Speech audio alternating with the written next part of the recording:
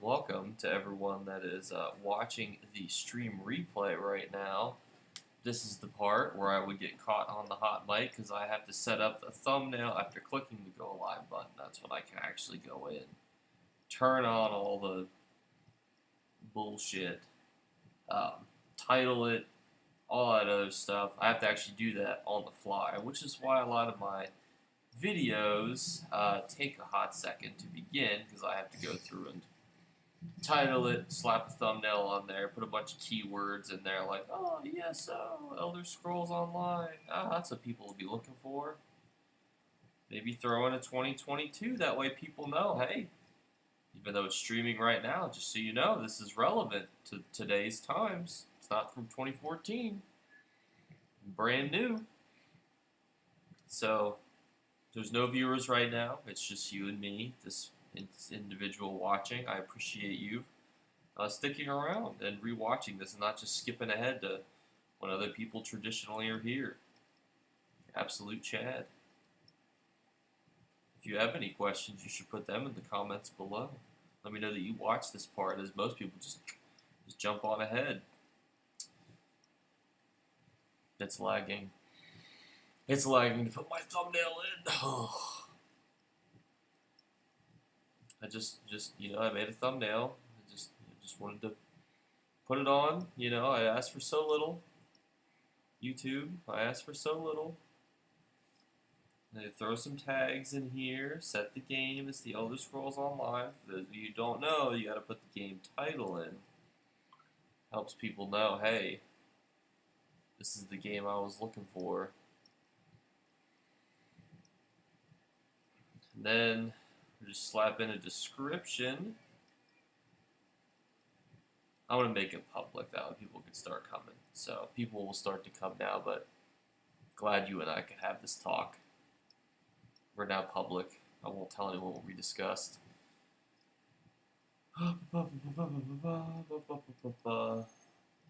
Finish this description here.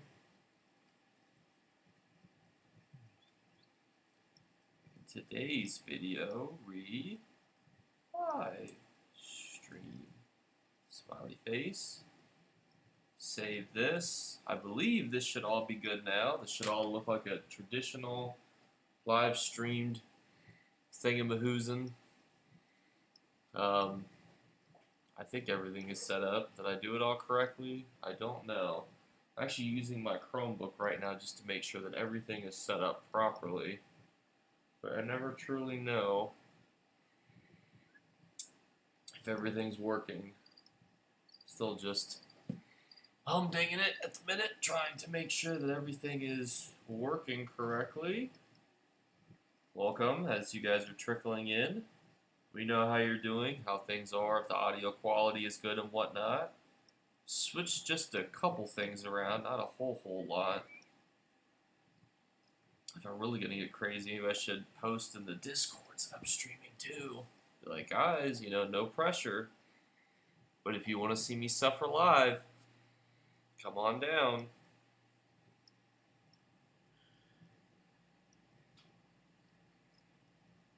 Set this up here. Just currently setting things up.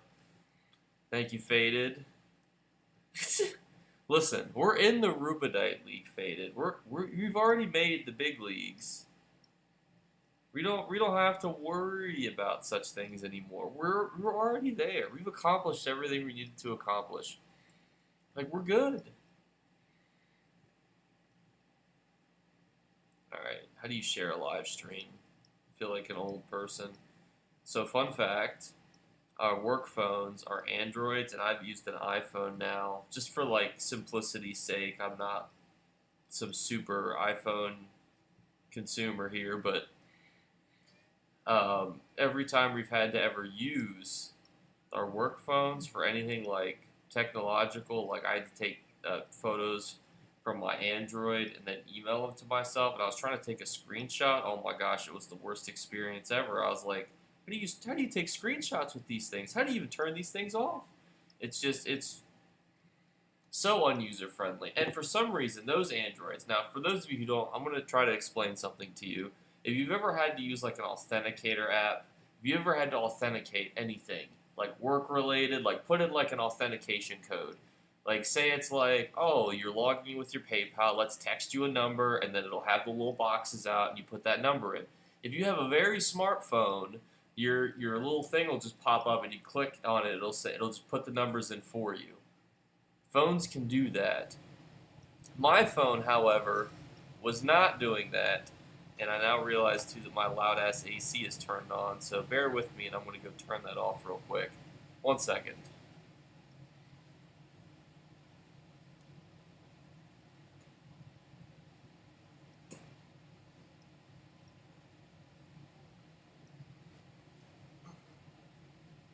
Like it's just not, and I don't know what type of Android phone they are. I actually don't know where my work phone is, or I'd show you. But yeah, it's absolutely ridiculous. They're the most unintelligent smartphones ever.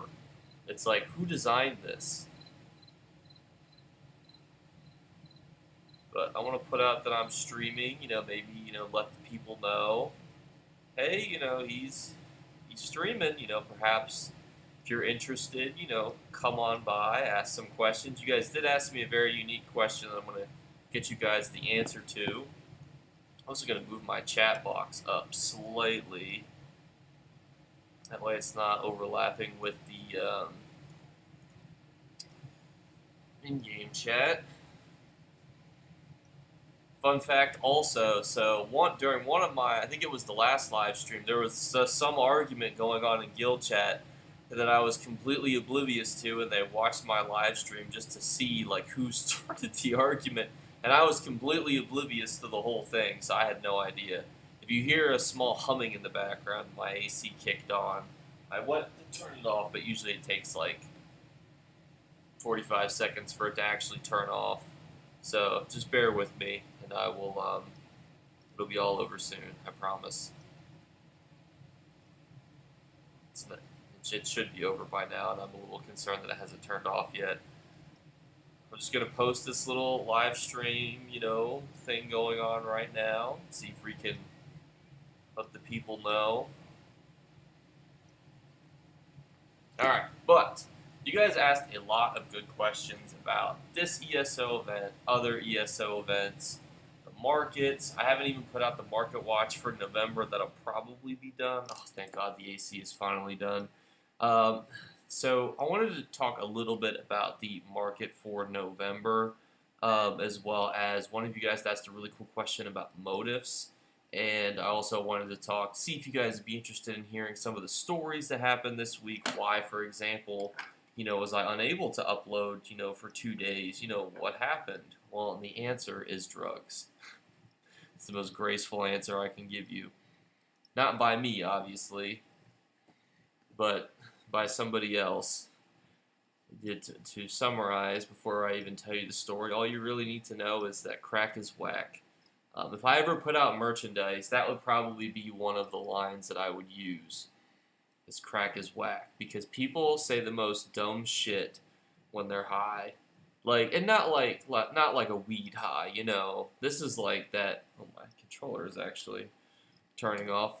That actual that stimulated, agitated, like cocaine crack high. That one, totally different. It's ridiculous to have to deal with. But I can take you off and show you one of the first things that I wanted to show you all here. We're going to go to a house for me to be able to show this to you. So while we're traveling, let me know if the audio and everything is good, if the game volume, the overlays look nice. Always the drugs. It's true. It's always drugs.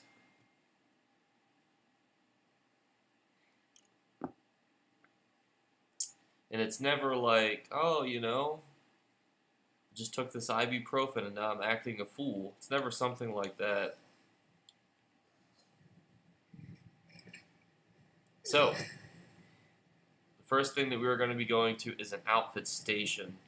Now, the outfit stations are pretty, if I could walk up my own stairs, just bear with me. So, one of you guys asked a really cool question, and I'm also going to move this slightly if I can. So, outfit stations, right? one of you guys wanted to know about motifs. Now, there's tons of motifs, obviously, in ESO. And this is a really cool tip for those of you who are unaware. This says, hey, if you would like to learn Y'ffre's Will, you can acquire it by the final boss in Earthen Root Enclave, right? Super simple. But there's another tip to this. And that is, if you're, for example, doing this on Veteran Hard Mode, everyone that does the dungeon is actually guaranteed to get the motive. So while you have a chance to get it normally by completing and killing the final boss, as it says here, you can actually get a guaranteed chance if you were to actually go out and kill this boss on Veteran Hard Mode. And so that's a great way, if you're looking for something that comes from those. But that also means, too, if it is farmed in that way, generally they're also resold. That's how these dungeons are usually farmed for money. Now, obviously, there's other ones, too. This isn't like an end-all, be-all, because you can see, like, the Talvani helmets, for example.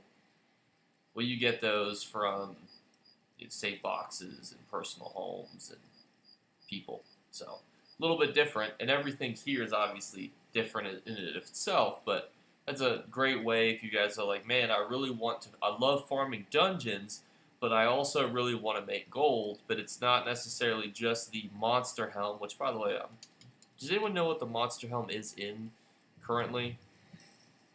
I'd go run over real quick and head down and go double check, because I'm actually not sure off the top of my head which monster set is currently the one that you can farm, which monster helm.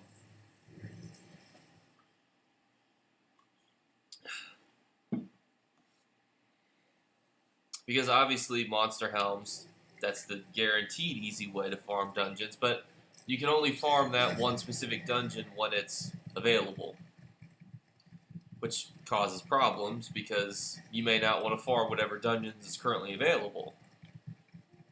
So let's double check and see if any of these silly gooses have the shoulder. So if you ever want to know which one's in, you can check to see which one of these shoulders is being sold.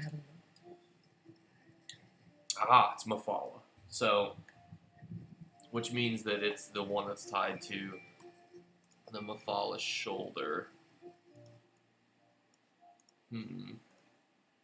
But, so what does this mean? And if for those of you who missed my shoulder, how to profit off your Undaunted keys, we just saw a vendor, no shoulder.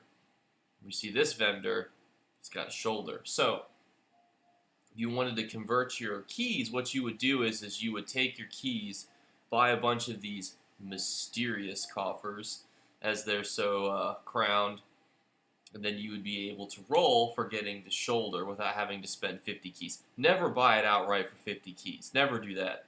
Also, because a lot of the stuff in here is pretty valuable, like the mercenary motive is pretty valuable, so you're not just going to want to throw away your keys willy-nilly just for 50 to, into that, because you would be getting the amount of stuff that you're going to get from just the mysterious coffer and ornate gear would stack up to be worth more than the shoulder would be at a rate of 50 to 1. So never do that.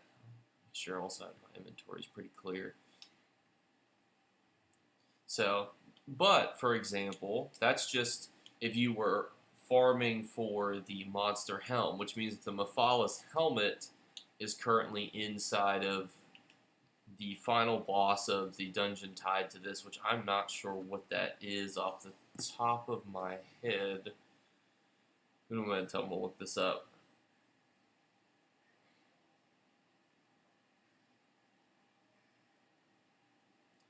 Let's see here where that's from.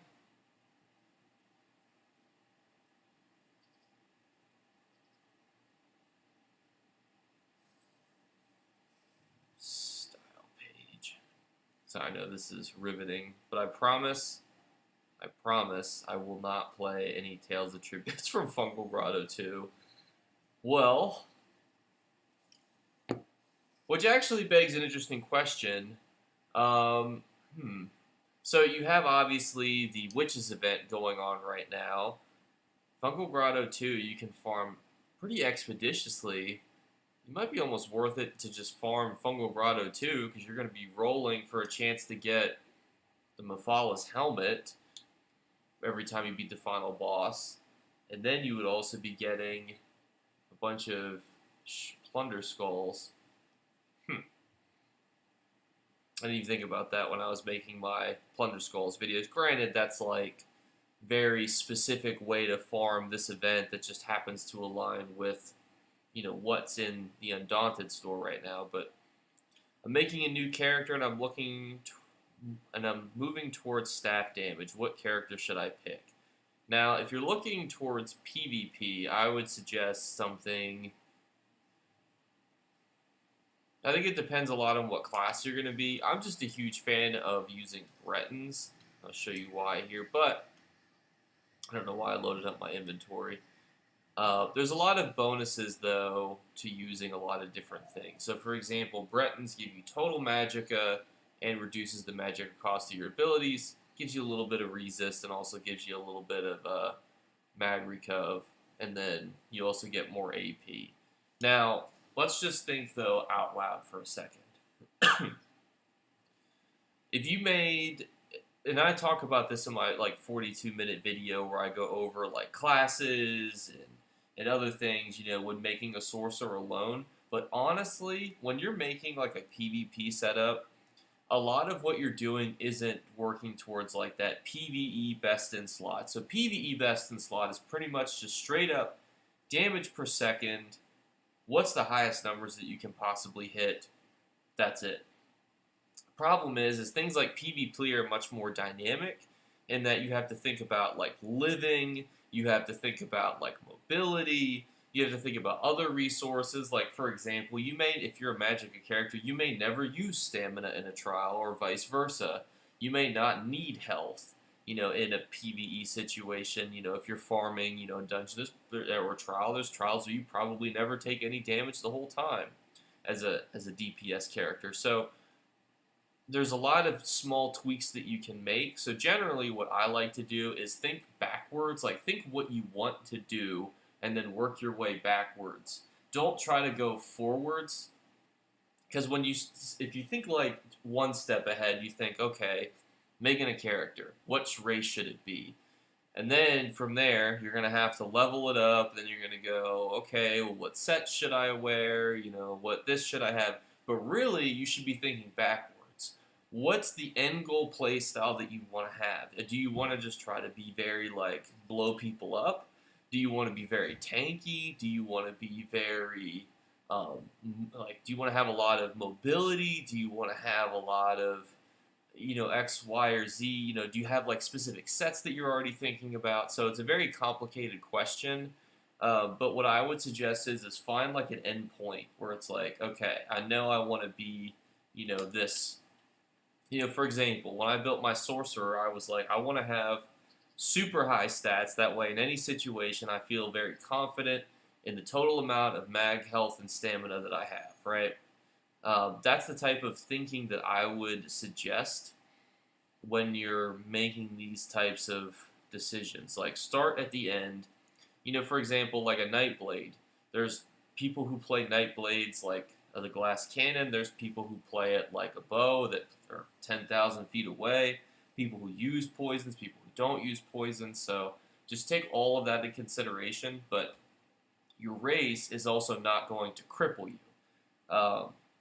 I actually use this guy as a Stam Sorcerer, as a Breton.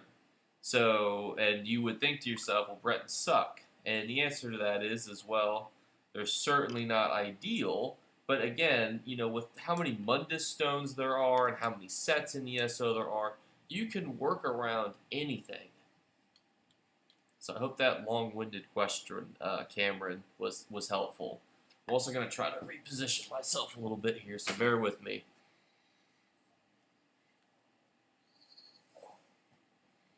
And I promise at some point I'll put something back here behind the squat rack.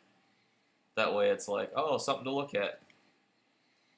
Because I was like, let me look at what other people are doing in their Twitch or YouTube streams. And they always had these colorful, beautiful backgrounds, and mine's just white. So I was like, I need to sprucing this up a little bit here, you know.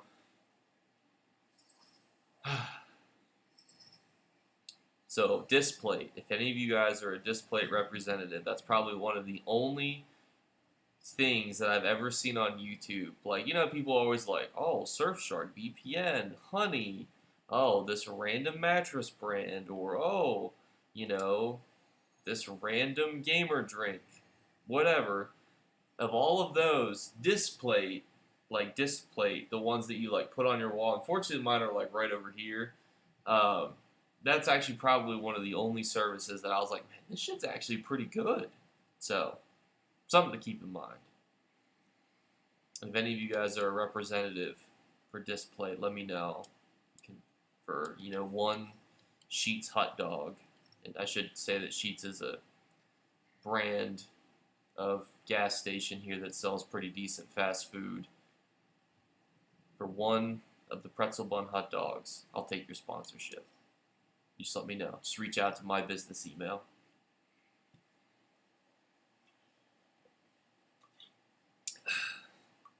But there's 25 of you goofy goobers in here. How do you guys feel? What do you think about the Witches event? What do you think about the Elder Scrolls Online right now? How are you guys doing? How was your week? Do you guys also have any crazy experiences that you want to chit-chat about? You know, how's your time been going? What do you guys think about the Witches? See, I feel like this jerkin is actually pretty OP.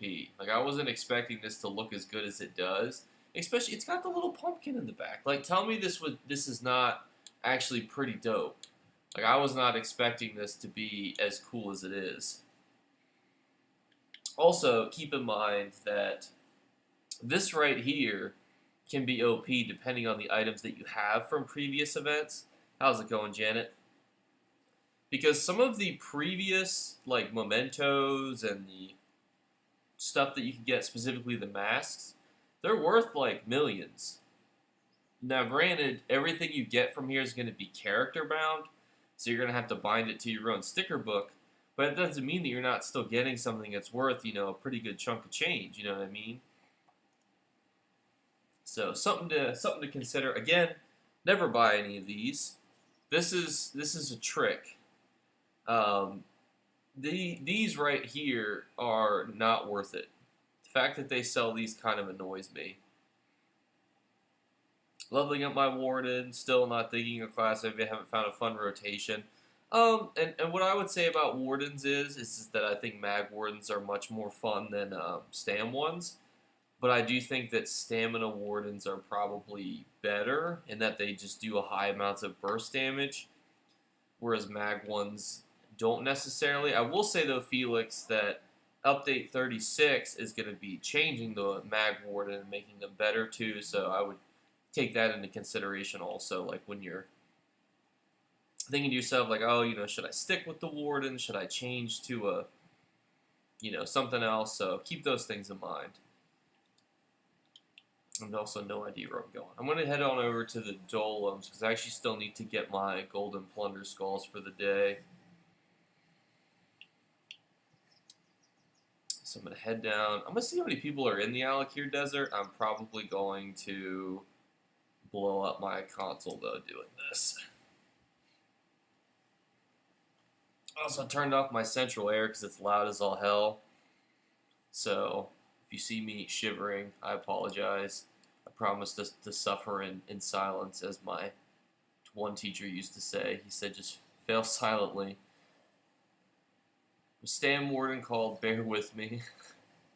Well, you see, now now unfortunately you've kind of screwed yourself because you're stuck using, oh, I thought that one just ended, but now you're stuck using the Bear Ultimate, when in fact the other Ultimates are even cooler. I just changed my Stam to a Mag Warden tank. It's been fun so far. Magden has been my favorite for PvE. Never been great, but always been good. Oh, that's a fair way to assess it, honestly. Oh, I gotta whip out Isabel.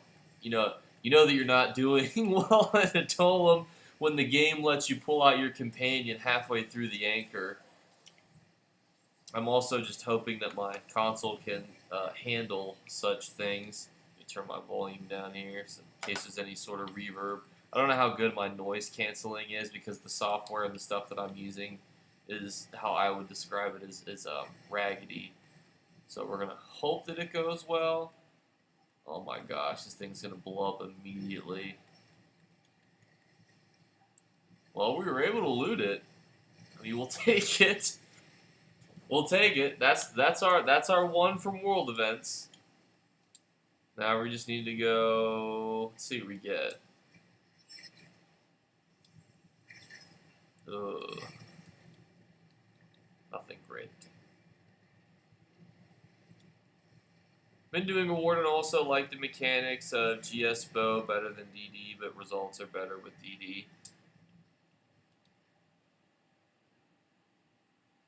I think it'll be easier to gauge the Warden, in my opinion, once we get to update 36. Unfortunately, I'm going to have to wait, a little bit because I'm on console, but my cat is fighting with her new. So I have an electronic litter box now because, listen, if you're going to invest your money in something, you might as well put it into something like that, in my opinion. And now she stares at it, and she's so she's it while it moves. Give me 1 second. I'm gonna go try to distract her so it doesn't. It's still new. I don't want her to become afraid of it. So I'll be right back.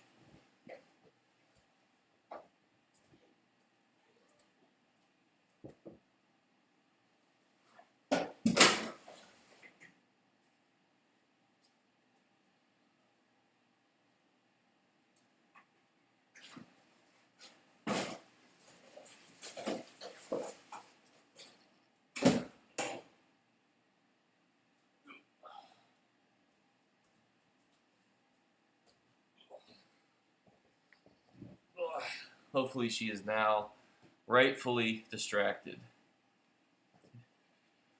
It's that one. I don't know if you guys have cats. I was never really a cat person, but for those of you who watched my other live streams, you know that sometimes you go to work one day and then you walk home with a cat and there's really nothing that you can do.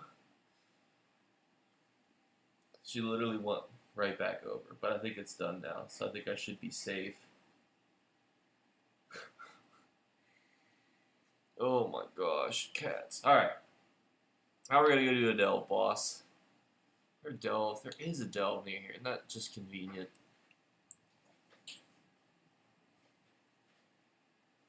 What is she? Oh my gosh. This is what happens when I'm there's so many days too where I'm today I can live stream and then something will happen and I'll go. I think she's gonna cause one of those incidents where it's hey, quit causing a ruckus.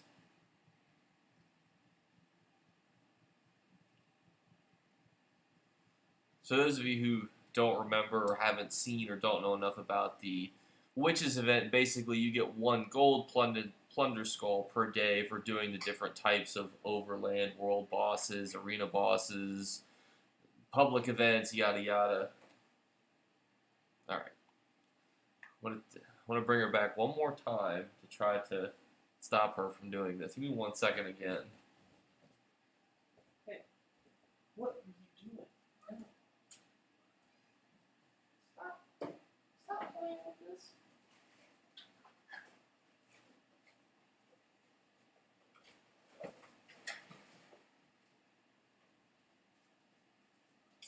See? Oh, you doofus.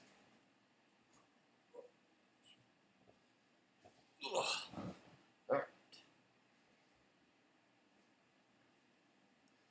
That's what happens, Kelpie. You just get cat. Nobody goes and adopts cats. You just end up with them. And they stress you out indefinitely. They also don't let you sleep in. You're oh, well, today is Saturday, so I'll sleep in, past the sunrise. That did not happen. At all. I also, this is not one of those delves where I can easily try to fathom where the final boss is. Where would I put a final boss if I was ZeniMax? Confident laughter. Thank you, Isabel.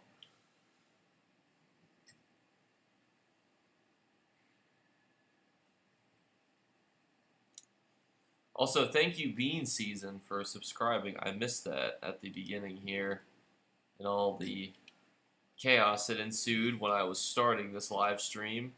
Oh, there's the dead body. It says, where is the body? Oh, it's right here. There's somebody standing here at it.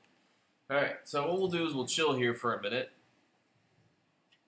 And ask, now that more people have joined in, things that you guys want to see, questions that you have, things that I can help with. What can I do here for you?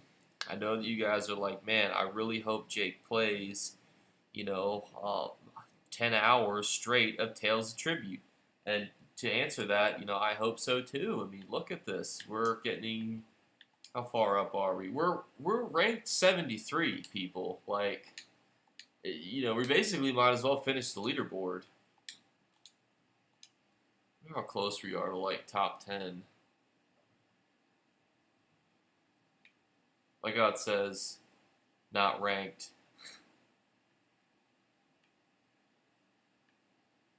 And yet, we're right here. Alright, whatever. Potato, potato. Oh... In answer to your question, Captain, so I think the Elder Scrolls Online focuses more on sets over classes. Because if you were to look at just pick a zone, I'll just throw a, let's see, let's just think, we'll just pick, boom, Oblivion's Edge. Here's the most random thing ever. When you kill an enemy, you fill an empty soul gem and you heal for 25,807. Like, the Elder Scrolls Online has so many sets that do things that are so unique. Or like Rattle Cage, you gain major brutality, major sorcery at all times. There's so many sets and things. Oh, hang on. Oh, where's my phone? Let me block these porn bots here real quick. But the Elder Scrolls Online's focus is way more towards set building. It's way towards, like, monster sets and things like that than it is towards, like, actual classes. Hide.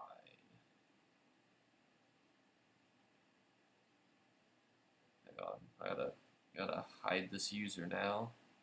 I love how they put the hide from user option right next to the become moderator option, which would be pretty tragic.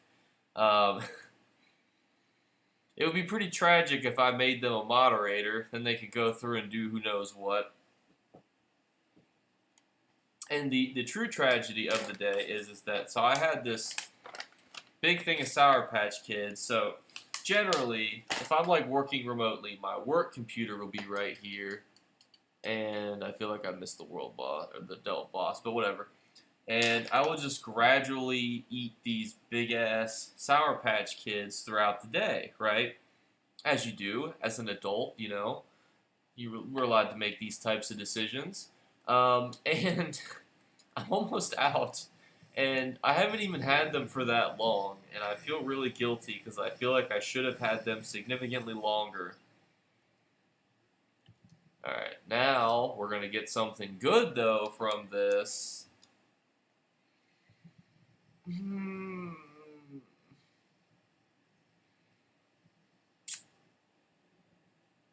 mean, the 5 Beetle Scuttle is probably easily worth like 500 gold, so I think that's worth it. And truthfully, isn't it about the friends we made along the way? Like Popeye 10417, isn't it truly about the friends we made along the way? But that sucks. Alright, which zone is going to have a decent chunk of world bosses being farmed? Go see if the Gold Coast is being done. What do you guys think of Savara's Scales 2 being in the Golden Vendor? I have mixed opinions on it. I wish Savara's Scale was still as used as it was, because I think overall it's an OP set. I think it's also cool that it can come in light, medium, heavy, and that you have to get it pretty much by doing heists. I think that's also pretty dope.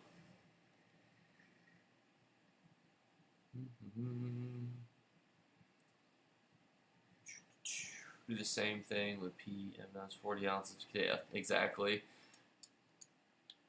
I'm usually better when I'm not in the office. Like when I'm at home, though, the food is literally right there in the fridge, or it's right here.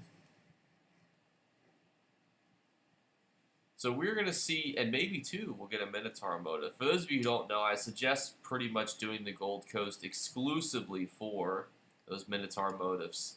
Because I think the Minotaur motive is actually one of the coolest looking motives, you know, just in general. Still like that set. What set are you referring to?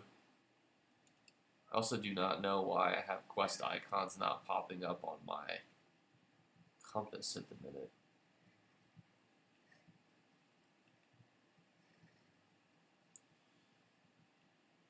Are you talking about Rattle Cage and the Oblivion one? And that was just more so an example, because you got to think like the Elder Scrolls has so many sets, like the Morris set or Moriah set. I don't even know how it's pronounced, so please don't judge me. But it's still a set that can be used in a very unique way. You can basically roll through people and do damage, which I hope that's what that set does, or I'm gonna feel like an idiot. 1 second. See, when you roll dodge through an enemy, you deal 2365, and you knock them down for 3 seconds. Tell me that's not cool, you know? I mean, I would never use it, but it's, you know, it's an option. Oh, Savaris, yep. Good call, Shorty. I even forgot that I brought up Savaris scales. I think, honestly, I just wish it would be, you know, as good as it was, because doing heists is such like it's so different from the main story and the main game. You know, like, ESO had put out so many DLCs that were so similar. It was like, oh, you know, look, here's Rothgar and Vardenfell and the Gold Coast, or not the Gold Coast, the Clockwork City, and blah, blah, blah, blah, blah. Then they go doing something different, like the Thieves Guild, and it's like you finally get to do something so unique in the game. Like, the sneaking system has been completely redone. You've got fences and stuff. Like, what they did with those 2 DLCs, the Dark Brotherhood and the Thieves Guild, honestly were perfect. They were just what the game needed. I just wish it had more to do. Like, I wish there was more that, you know, reason to do those DLCs. I'll kill this Minotaur here.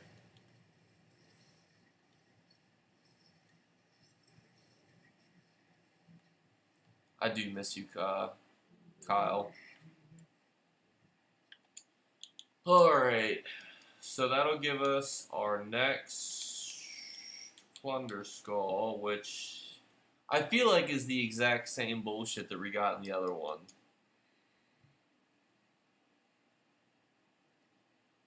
Yeah, crit lines and max health would be better. Yeah, it would be better too. That's it. You know, it's got the 2-3-4 syndrome, which is how I call it. Which is where it's like if the 2 and the 3 and the 4 were better, you know, it would be overall a better set. The 2-3-4 syndrome, and not to say that some of the 2 and the 3 and the 4s aren't good to have the 2-3-4 syndrome. It just means that overall it could be better if it had different, you know, more conducive 2 and a 3 and a 4. Did I even get this thing from over here? I don't know why quests aren't popping up on my mini-map. For one of my videos, I had my overlay like completely off because I was like, this will look super cinematic. The people will love this. And then I was like curious to see if people would like say anything in the chat, and they didn't. So I was kind of like, well, you know, I might as well just leave it on, you know. Oh, I didn't even know there was a profanity filter. Hang on. Alright. Where's that top bar? Is that not a nameplate? I'm losing my mind. It has to be an interface. There it is. Oh. So now it should have the other one on there? I hope so. Either way, it is what it is.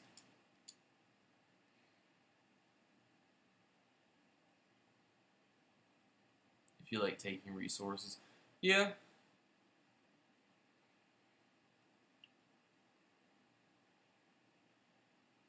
Hear me out though, fellas. We put out a merch line with the most non-tangible, like with just quotes from the channel, like crack is whack. Just like a plain t-shirt that's like $4 and it just says crack is whack and like black text over like a gray t-shirt. I think we would be onto a moneymaker right there. Because how could you dispute such truth? And then, or if we really wanted to be creative, you know, we could do crack is whack in quotes and then below it be like Jake. I think we're on something. I'm pretty sure this is how Kanye comes up with all his ideas. He's like, you know, this is me. You know, this is something I would say. I still feel like my quest giver icons and turn-ins are not on my thing. Oh, there it is. I'm like, I know the Gold Coast well, but I don't think I know it well enough to be like, oh yeah, this is the hill back to Kvetch, you know?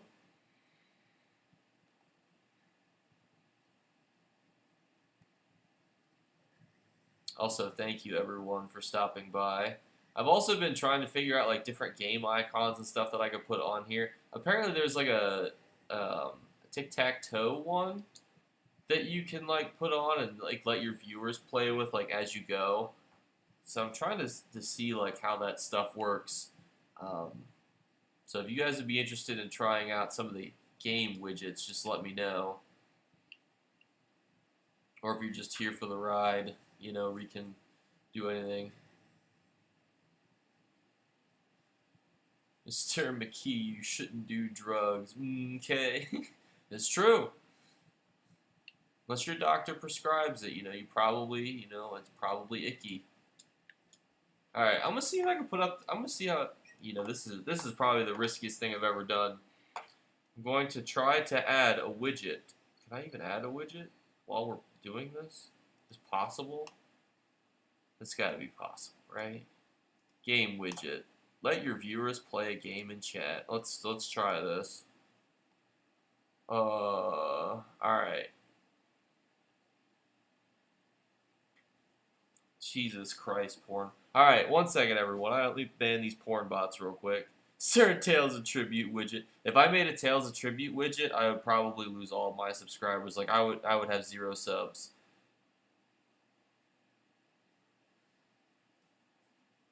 Alright. I'm pretty sure I just blocked them. Let's see. Alright, so here...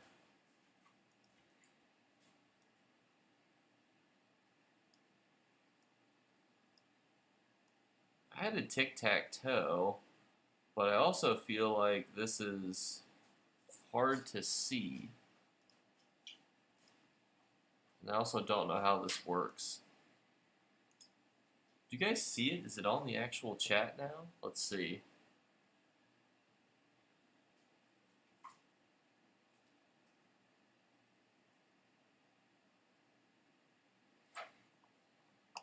Alright, well there is tic-tac-toe. You know what? We don't need game chat. People don't use that. That's for losers. Alright, so there's...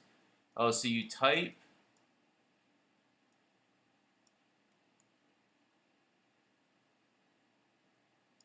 I don't know where to put this.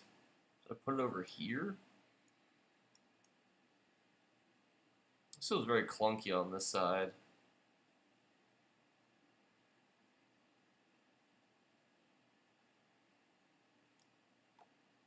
Alright. So you have to type... That's so small.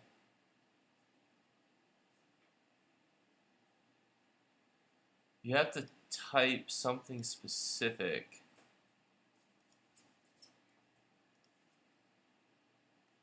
It's SL1 game, is that what it says? To start this, and then just press 1 and 2? Hang on.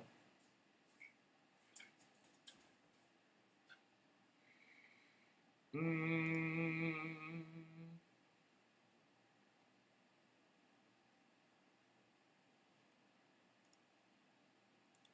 you know, like type like SL1 game, but I'm trying to figure out how it's. This is why I don't test anything on the fly, but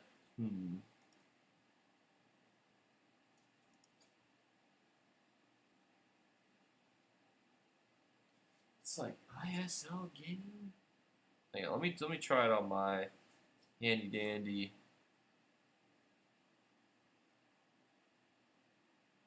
No response from chat. Okay, is this what it wants?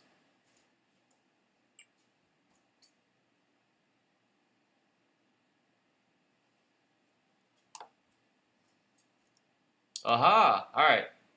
So you type exclamation point SL1 game, and then I guess you play. So then that's the one slot. So now if we wanted to like go in the middle, we would have to type exclamation point SL game 5, and then that should put us in the middle, I think.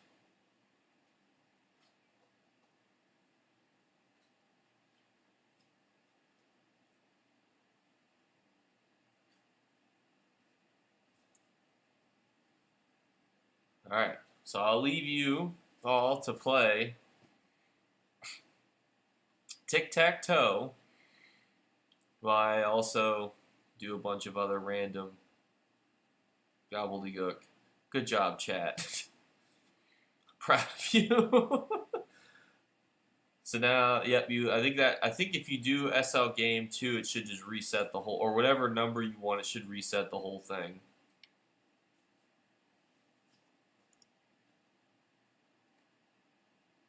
Boom, there it is.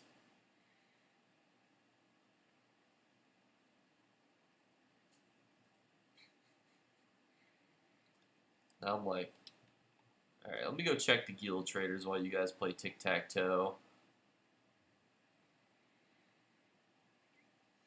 I say that as I leave where the guild traders are.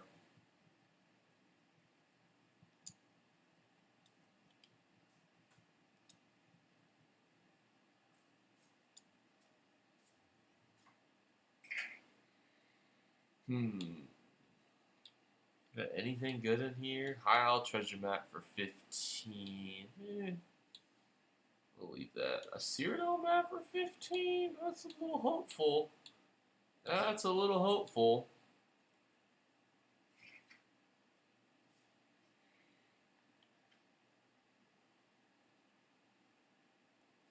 While the Inferno for a solo, mostly max sword running one pet familiar. What do you think? It's a good option, Michael, for PVE. I just think that I wouldn't buy it because you could just go run. And it's either Dark Shade Caverns or Banished Cells 2. For the life of me, I get them confused. But you only have to go. Do I want to buy only 1,000 gold? Yeah, we'll leave that. But I think it's a good set. Don't get me wrong. I just wouldn't buy it.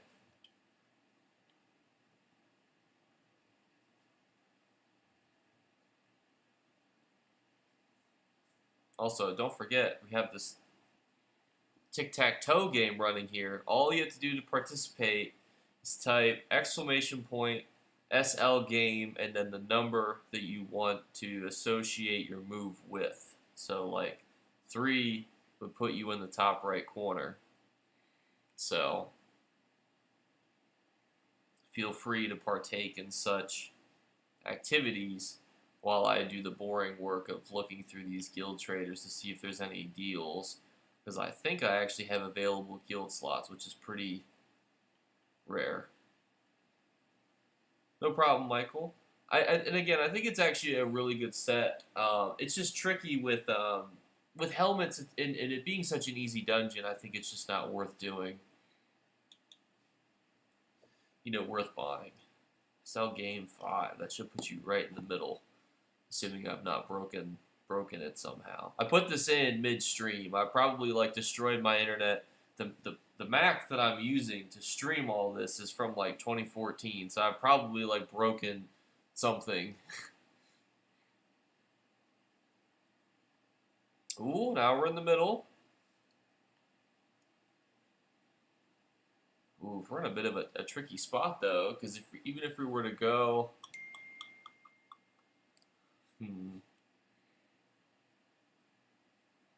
this is a tricky tic-tac-toe situation here, because it's gonna be hard to double trick them.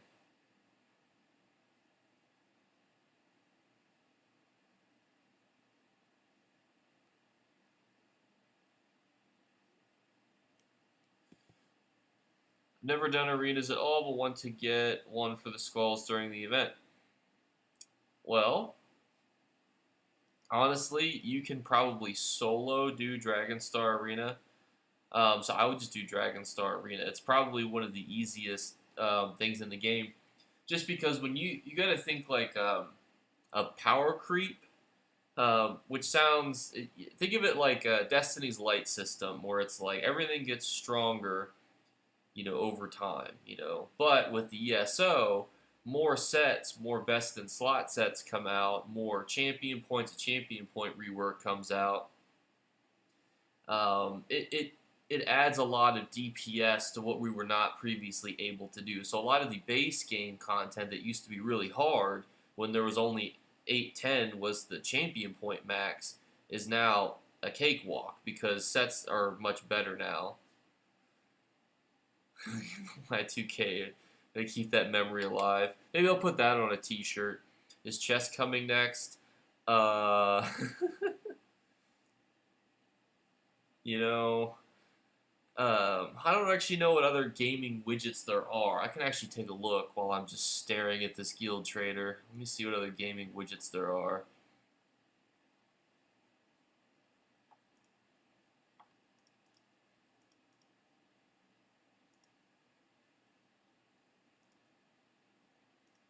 I think all I have right now is tic-tac-toe. I apologize. That's true.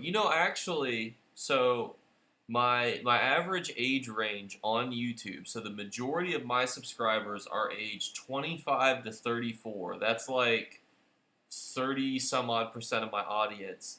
And only, hang on, let me pull it up so I can actually tell you. But the majority of people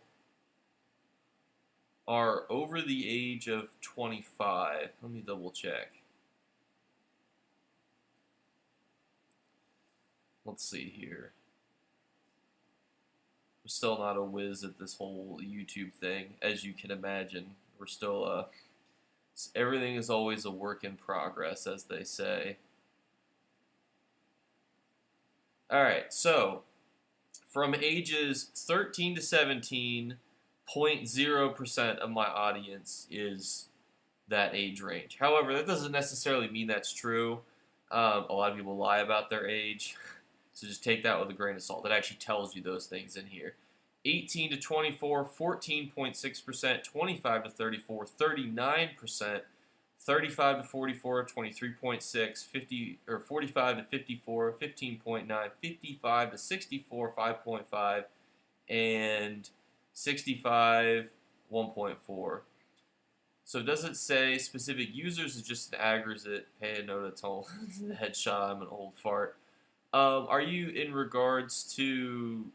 No, it doesn't say specific. This is all like the aggregate. I don't know if you'd be able to see this.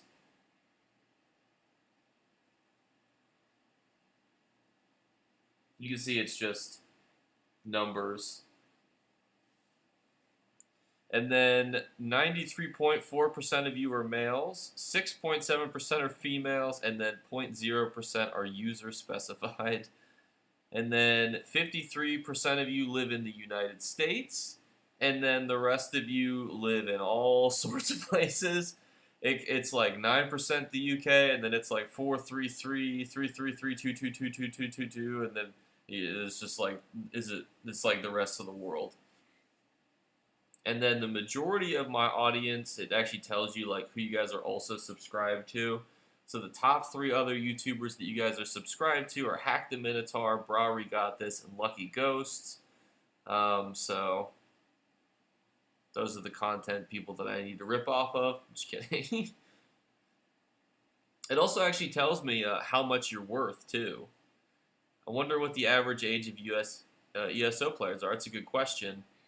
So what's funny is it actually tells me how much you guys are worth. Like, so each country is also worth like a different amount of money. Um, so, like, for example, American users are worth, X amount per thousand, and other regions may be worth, more or less depending on what's kind of going on there. And if YouTube sees you as super susceptible, I guess, to different types of ads and whatnot. But I'm getting very analytical. People are probably like, what the hell? I apologize. I just enjoy the stats of it. Man, I remember when the Imperial style was worth millions, and I always thought that the Imperial style would go down to be worth like thousands. It still has maintained a pretty good value considering everything. And I think I have the whole Hollow Jack style. Ooh, another thing. So, let me lean forward for this. This is important. What's during the event? Oh, this is a popular question. I thought this might be worth making a whole video on. What should you be getting in the ESO during the Halloween event, right? What do you need? What recipe should you get? What everything else should you be focused on? Like, for example, do you need the peeled eyeball? Do you need the hollow jack motives? It's such a rare draw for so little. That's true too. I mean, it is, it is still a gold book, all things considered. But not to distract myself. The number one thing that you need from this event is definitely the Bewitched Sugar Skulls recipe. If you can find it for less than 10,000 gold on console, I would snatch it up. Because last month I sold one for, I think it was like 80-something K after all the taxes and listing fees and stuff were removed. It is a hugely popular thing. I mean, we'll pull one up. Some of you may have not seen a Sugar Skull before. I needed one everything from Halloween. That's also fair. But look at this. This is like probably the number one PvP generic food item in the game. Max health, max stam, max magicka, and health recovery. It's dope. Now, the other good thing that makes this such like a popular food set too is it really doesn't take a whole lot to make. The other thing that you're going to want to get to is the blue buff foods, I would say too. And honestly, I would get all of them. I'm just trying to think which ones you need. Bewitched Sugar Skull definitely is a need. Like, you get the Bewitched Sugar Skull. If you see it, if you can find it, snatch it up. My cat's back.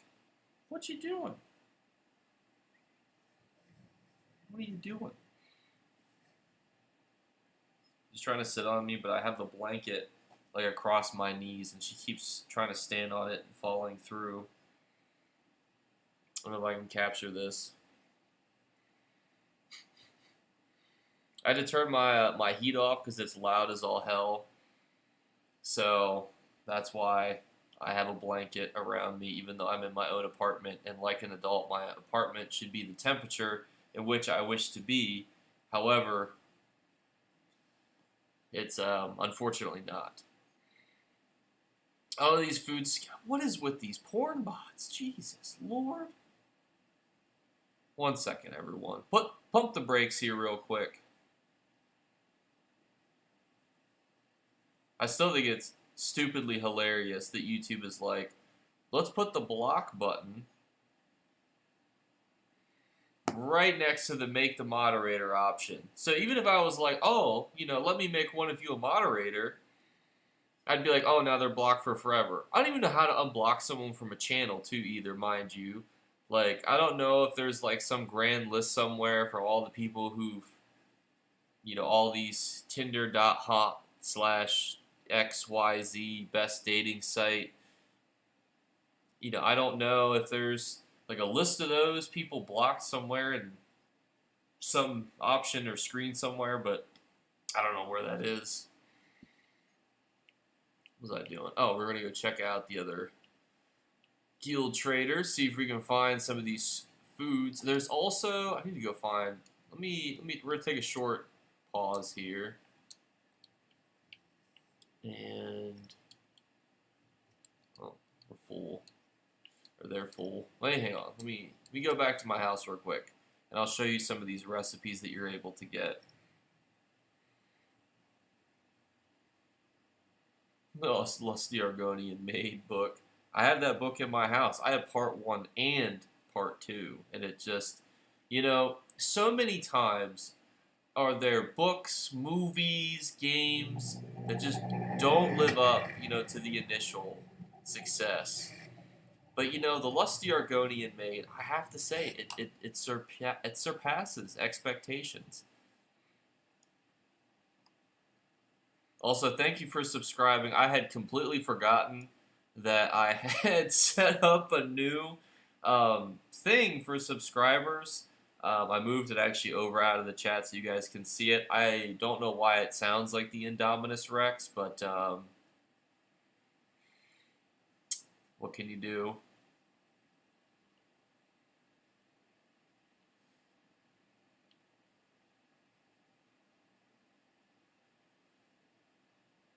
It's the best zones for overlands and video already. So it's not a video yet, Rob. I'm just trying to, I thought about making like a big map and then doing a video where I like fill in the map with like, farm this is terrible, this is okay, this is niche but it'll sell pretty regularly. Something like that where I like fill it in with different colors or something. I just don't know. I've been thinking about how I want to do it. If I wanted to do all the base game zones and then all of the DLC zones, or how I wanted to do it. But it is something that Rob, that I was looking at. Because I think, did you ask a question earlier too that I missed? Oh, Michael asked a question. Those are 3 good content creators. Jake, have you ever checked out Upper Echelon Mediocrity? Yes, I have. I always just feel like I pronounce his name incorrectly. But to be fair, I also pronounce half the words in the game incorrectly. Like, you guys think I say motif wrong, or motif, guild, melee, aluminium, aluminum. You guys are always... I think it's on me, too, because sometimes I feel like I think, like, what's going to get me less angry comments if I say it like this or like something else. Thank you, Kraken. See, as I've moved it away from the chat, you guys can see the new thing. Well, my cat is. I'll walk up there. You're gonna knock the mic over.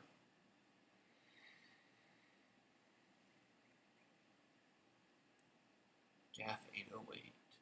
I always farm Deshaun for Dolems, World Bosses, Delve Clusters, and other Rothgar is good. What else am I missing? So, the number 1 zone that I would farm right now is probably Blackwood. That's just due to the Warden change coming up in Update 36. I think that farming Blackwood is just going to be... That's actually ironically where I am, technically. Blackwood is just going to be really good for you to farm and get a bunch of stuff from. That's what my dad would have said. But there's actually tons of other things. There's tons of other zones. Let me think left to right here. So these ones, Rivenspire's got Necropotence. That's pretty good. Rothgar's pretty good. Bankrai's pretty decent. The Reach is also really good. Western Skyrim's good. Vardenfell's okay. The Rift is the Stonefalls is okay. Deshaun is okay. Shadowfen is meh. Murkmire is pretty good, but you're going to hate yourself. I made the stream just an hour late. Everyone always arrives, right on time for me. Akachi. Northern Elsewhere is pretty okay. Southern Elsewhere is pretty okay. Gratwood, Reaper's March, Malbator, and Green Shade. Nothing stands out except for Malbator has spinners, but that's kind of oversold. Arderon, meh. Somerset, meh. You got Stroh's Mackay and these other ones. I mean, technically they're okay because you get the one-piece sets and the three-piece sets from there. Gold Coast is meh when it comes to sets. Hughesbane is good when it comes to sets, but it's unfortunately one of the zones that's more difficult to jump into. High Isle, garbage. It's not very good. Um, when you say what should I be farming in Blackwood, are you referring to like what activity should you be doing or what set should you be looking for?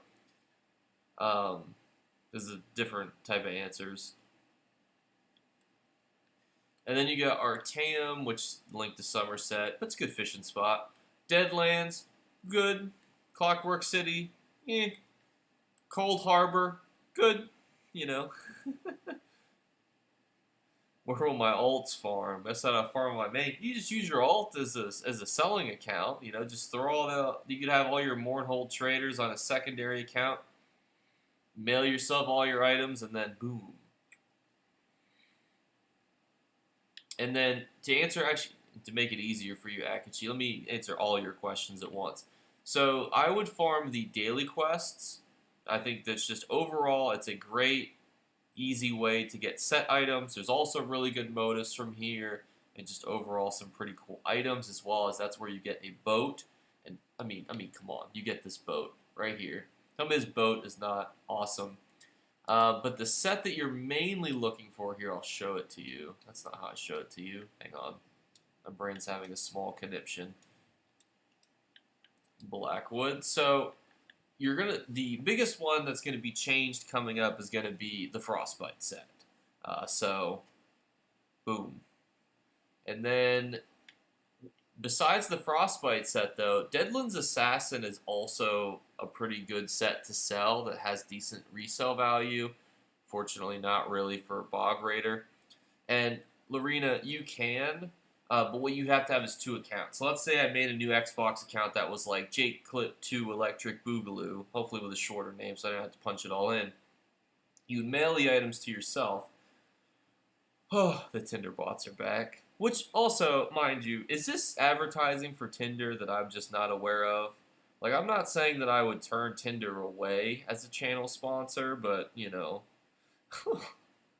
and make sure I don't. I'm always deathly afraid, too, that I'm going to, like, ban somebody that's not a bot, and then I don't know how to unban you. Like, you would just be gone forever.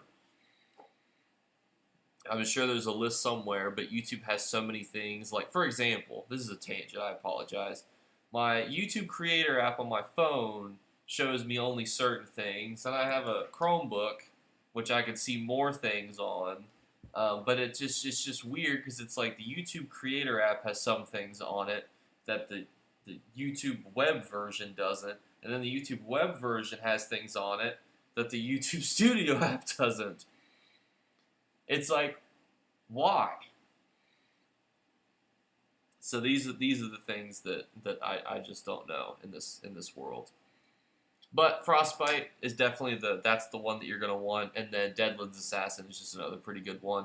The stuff that the modus there are gonna sell pretty good too. So overall, your easiest routes though are gonna be kind of twofold.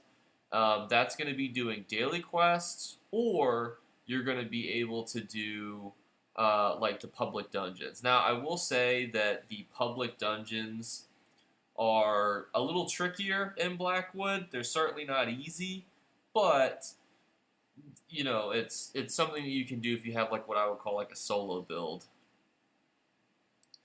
Is there a trick to getting my own personal guild bank like there used to be in WoW? So what a lot of people will do is they'll invite people to a guild and then either like pay them until it gets unlocked, or they'll just make dummy accounts, and that's the easiest way. But what I will say is for like if you are on Xbox, for example, and you have an Xbox set up as your home console, right? Like if you set an Xbox as your home Xbox, you can make free accounts essentially and play games that you have. So you can do it that way. I don't know what PlayStation's like, and I know on PC, I mean, ESO is free, so you can just make an email and then just hi ho. but potato, potato. An alt guild, yeah. So basically, what you would do with the alt guild is you use it like a guild bank. So like I show you, this is that boat, by the way. I'm just throwing this out there. This boat could be yours if you do Blackwood daily quests. I mean, look at this thing.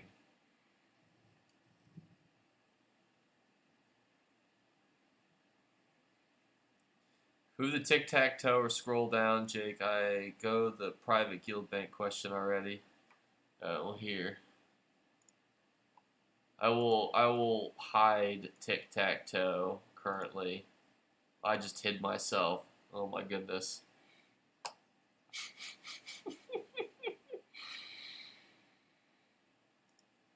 There we go. There we're good.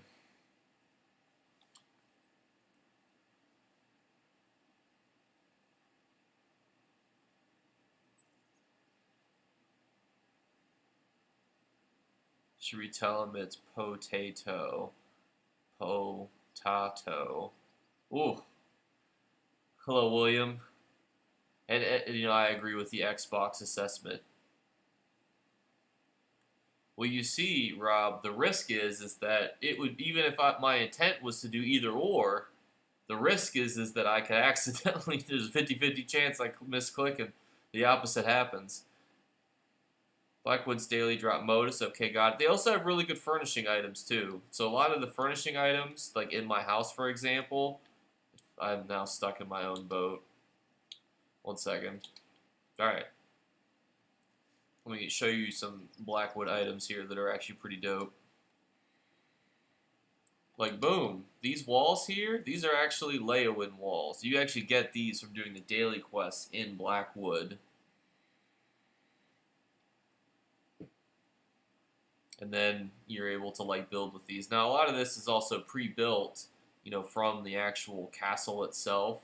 But pretty much all the structures though, like even these are turrets. You can actually make those from the Leowin BPs. Require the gaming license for each free account might be a dumb question. So as I understand, and on Xbox the answer is no. So on Xbox you have a home Xbox. And then every account that is set, so Jake Clip, me, is set up through this home Xbox, right? Which means that if I logged in on Jake Clip 2, Jake Clip 3, Jake Clip 4, for example, or whatever, they would all be able to play the games of Jake Clip. Now, say for example, Jake Clip 2 bought a game for some reason.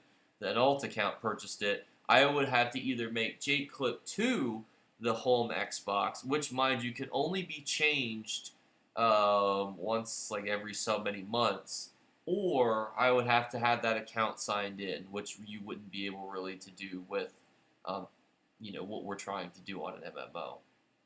So, and plus, too, you can also buy the disc version of ESO. Like, I know someone who has purchased the disc version of ESO for similar reasons, so that they don't even have to do the whole, set up multiple or set up. We never even opened our Gold Coast thing.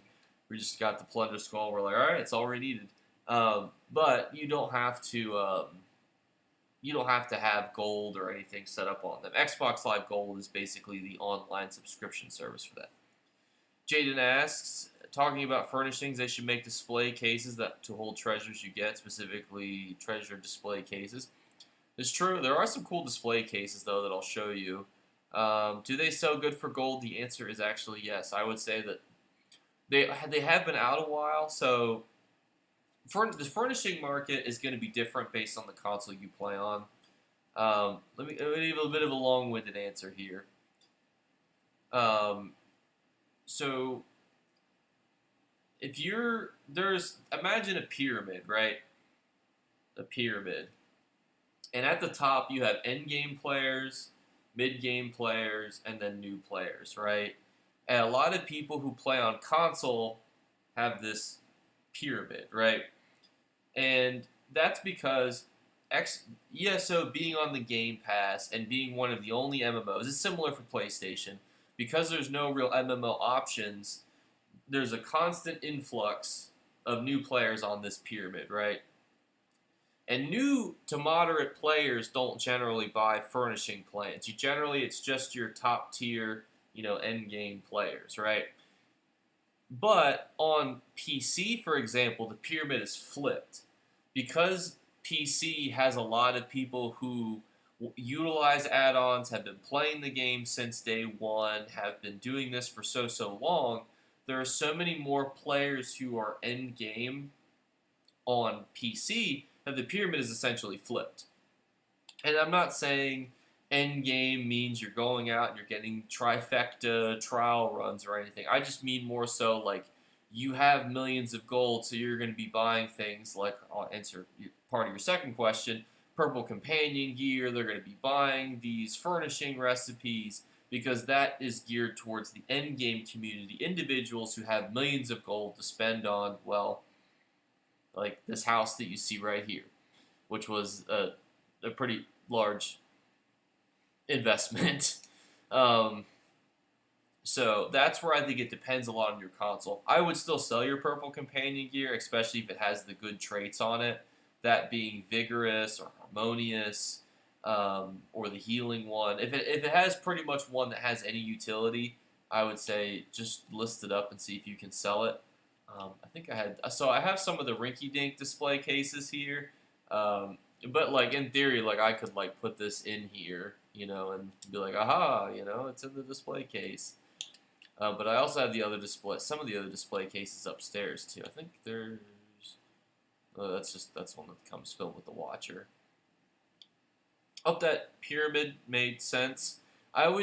That's why I struggle sometimes to like do gold method videos too for like console versus PC because the communities are so different. Becoming a millionaire on PC, you could do it in a couple hours essentially. Whereas if you were to do that on console, it could take you a week. This is another type of like display case here, and then this is another type of display case. There are like this in different. Freaking pets in the way. I apologize. There's like this in different sizes though, like to where it's like probably like half this size, and then like a little tiny baby version, little pocket one. And then, of course, we have the fan of false face, which every time we walk next to it, we have to utilize it because, I mean, come on. Monkey. Tell me that's not awesome. Woohoo!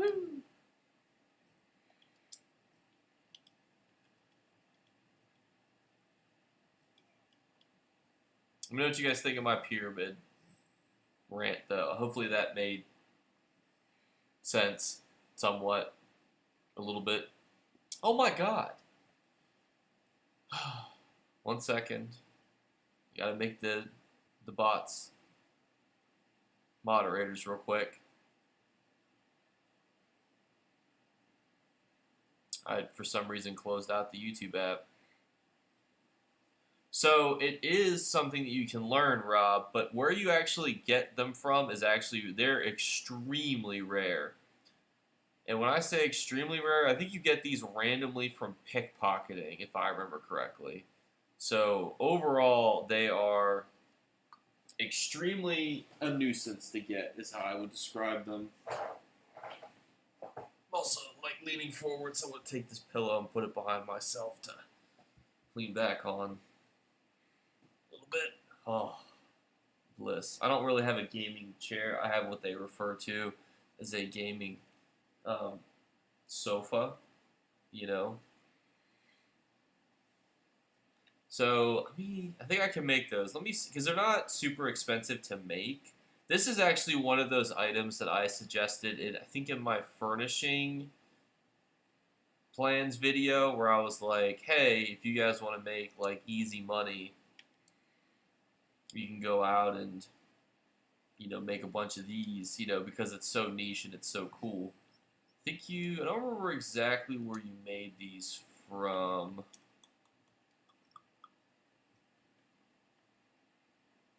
Right here. So you see I got the big one, the little one, and then this other one. The other one that you saw there is like a dwarven display case, so it's different than the gallery one. But you can see it's not, it might look intimidating to make, but the ingredients here aren't like ridiculous. It's just a little bit of everything. But let us take a trip to the favorite, the bestest place in the world, Mournhold.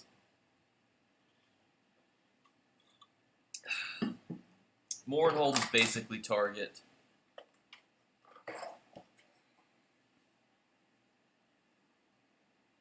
Let's see if we can find one. Could I make millions of gold by being a master crafter? That, you see, that used to be a really popular way to make money. Master crafting is a okay money maker, but the problem is it takes so much investment to get there. That's where you're gonna kind of struggle a lot. Display keys. All right, we'll see if we can find someone.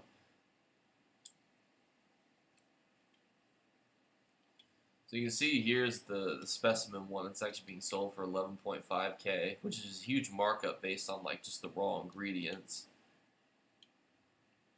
And you can see this is the arched ones listed for 100K. They're pretty. The thing is, they're so niche to get that they don't really go on the market very often. Like for example, this one for 189,000 is actually a really good deal, because there's probably not a lot listed. Now, granted, I can make myself look like an idiot right now, and there could be like 50 listed in this next one, but that's usually not how it is. There's usually not really that many listed, if any listed. So you see that's the only one. It's 187,000, something like that. I would grab it, because if you're looking to make money, you can sell those large display cases for probably about 30,000 gold on Xbox. If you were on PC, probably closer to 90,000. I just spitballing, because there's so many more people interested in furnishings on PC.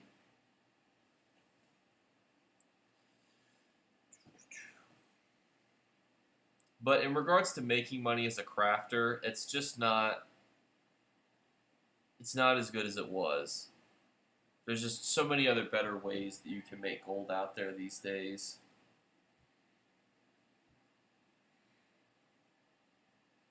I also now realize too that in the Twitch chat, in the top right of the screen, it has like it. Even though they're blocked from the YouTube chat, it still has like still has the Tinder.hot, which I guess is its own website.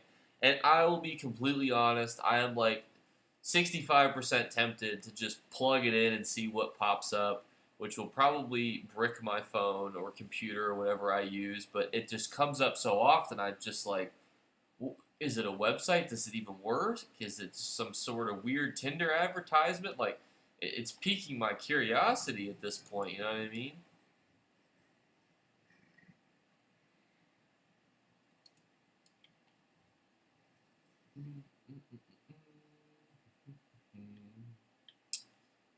Forgot that the entrance is back here. I love how the guard like is literally path to walk like right over the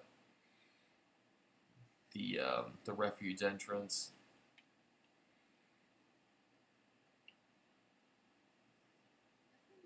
Also, I'm pretty sure that was a manhole.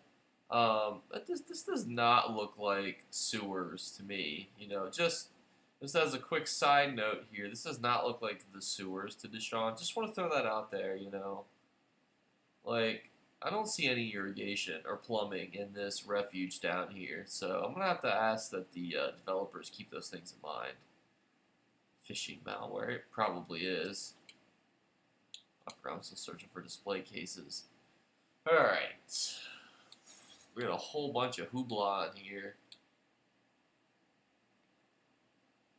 It was somebody else's phone.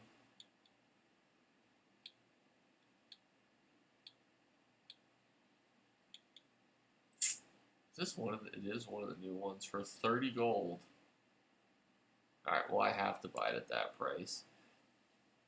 And even like these plague break rings, right? They're probably worth like 30k gold. The question is do I already have a plague break? Well, definitely gonna have to grab that though. I mean, that's just a deal.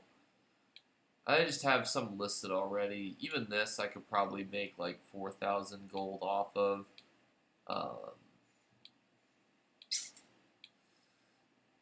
Um, I try to at least make 8,000 gold profit, but I don't like to buy like super crazy expensive items.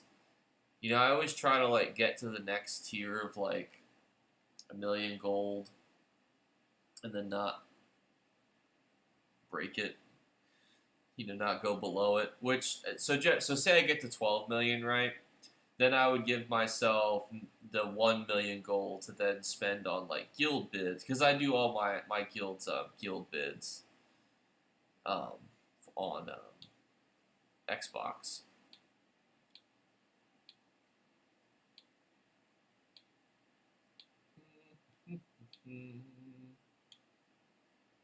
Not know that there was a named item from there. It's interesting. Yeah, this looks like a whole bunch of hoopla for the rest. So we're just gonna pick another random spot to go down.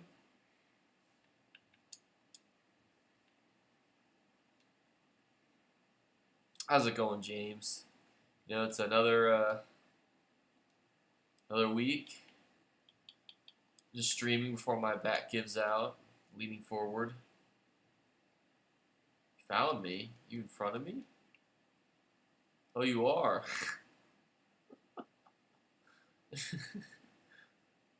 You know what's so funny is I was in the Imperial City yesterday, and my friends were like, "You should stream us being in the Imperial City," and I was like, "You know, that sounds like a horrible idea. Um, I feel like we're just gonna get murdered by Nightblades consistently." And they were like, "Oh, it'll be fun," and I was like, "Look, I don't know about your definition of fun, but getting wrecked by Nightblades just isn't my cup of tea these days. I used to be a green tea enthusiast. Now I'm more of a mocha coffee person. And all right, so people always judge me for this at work because I get coffee in the morning, but I hate traditional coffee, right? So what I end up doing is getting a mocha. And then they'll go, "Well, that's ice cream." And I'm like, "I'm aware. Like waffles and pancakes are literally cake. So I don't want to hear this slandered uh, against me having a breakfast item mixed with caffeine when pretty much every breakfast item is also like a dessert item. Like people have muffins, a muffin for breakfast, and you want to throw shade at me for having a mocha? Like let's back off here a little bit.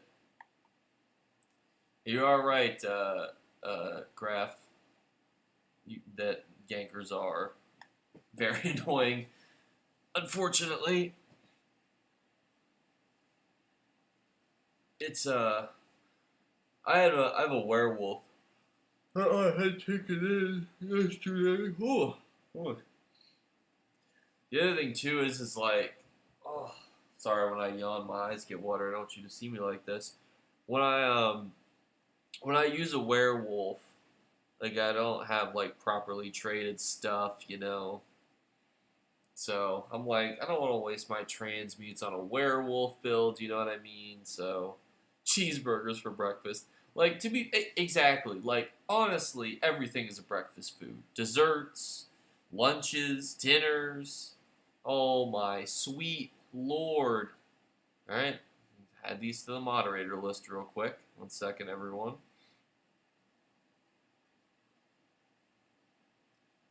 Hopefully they don't abuse their moderating powers and bring back the tic-tac-toe against everyone's will.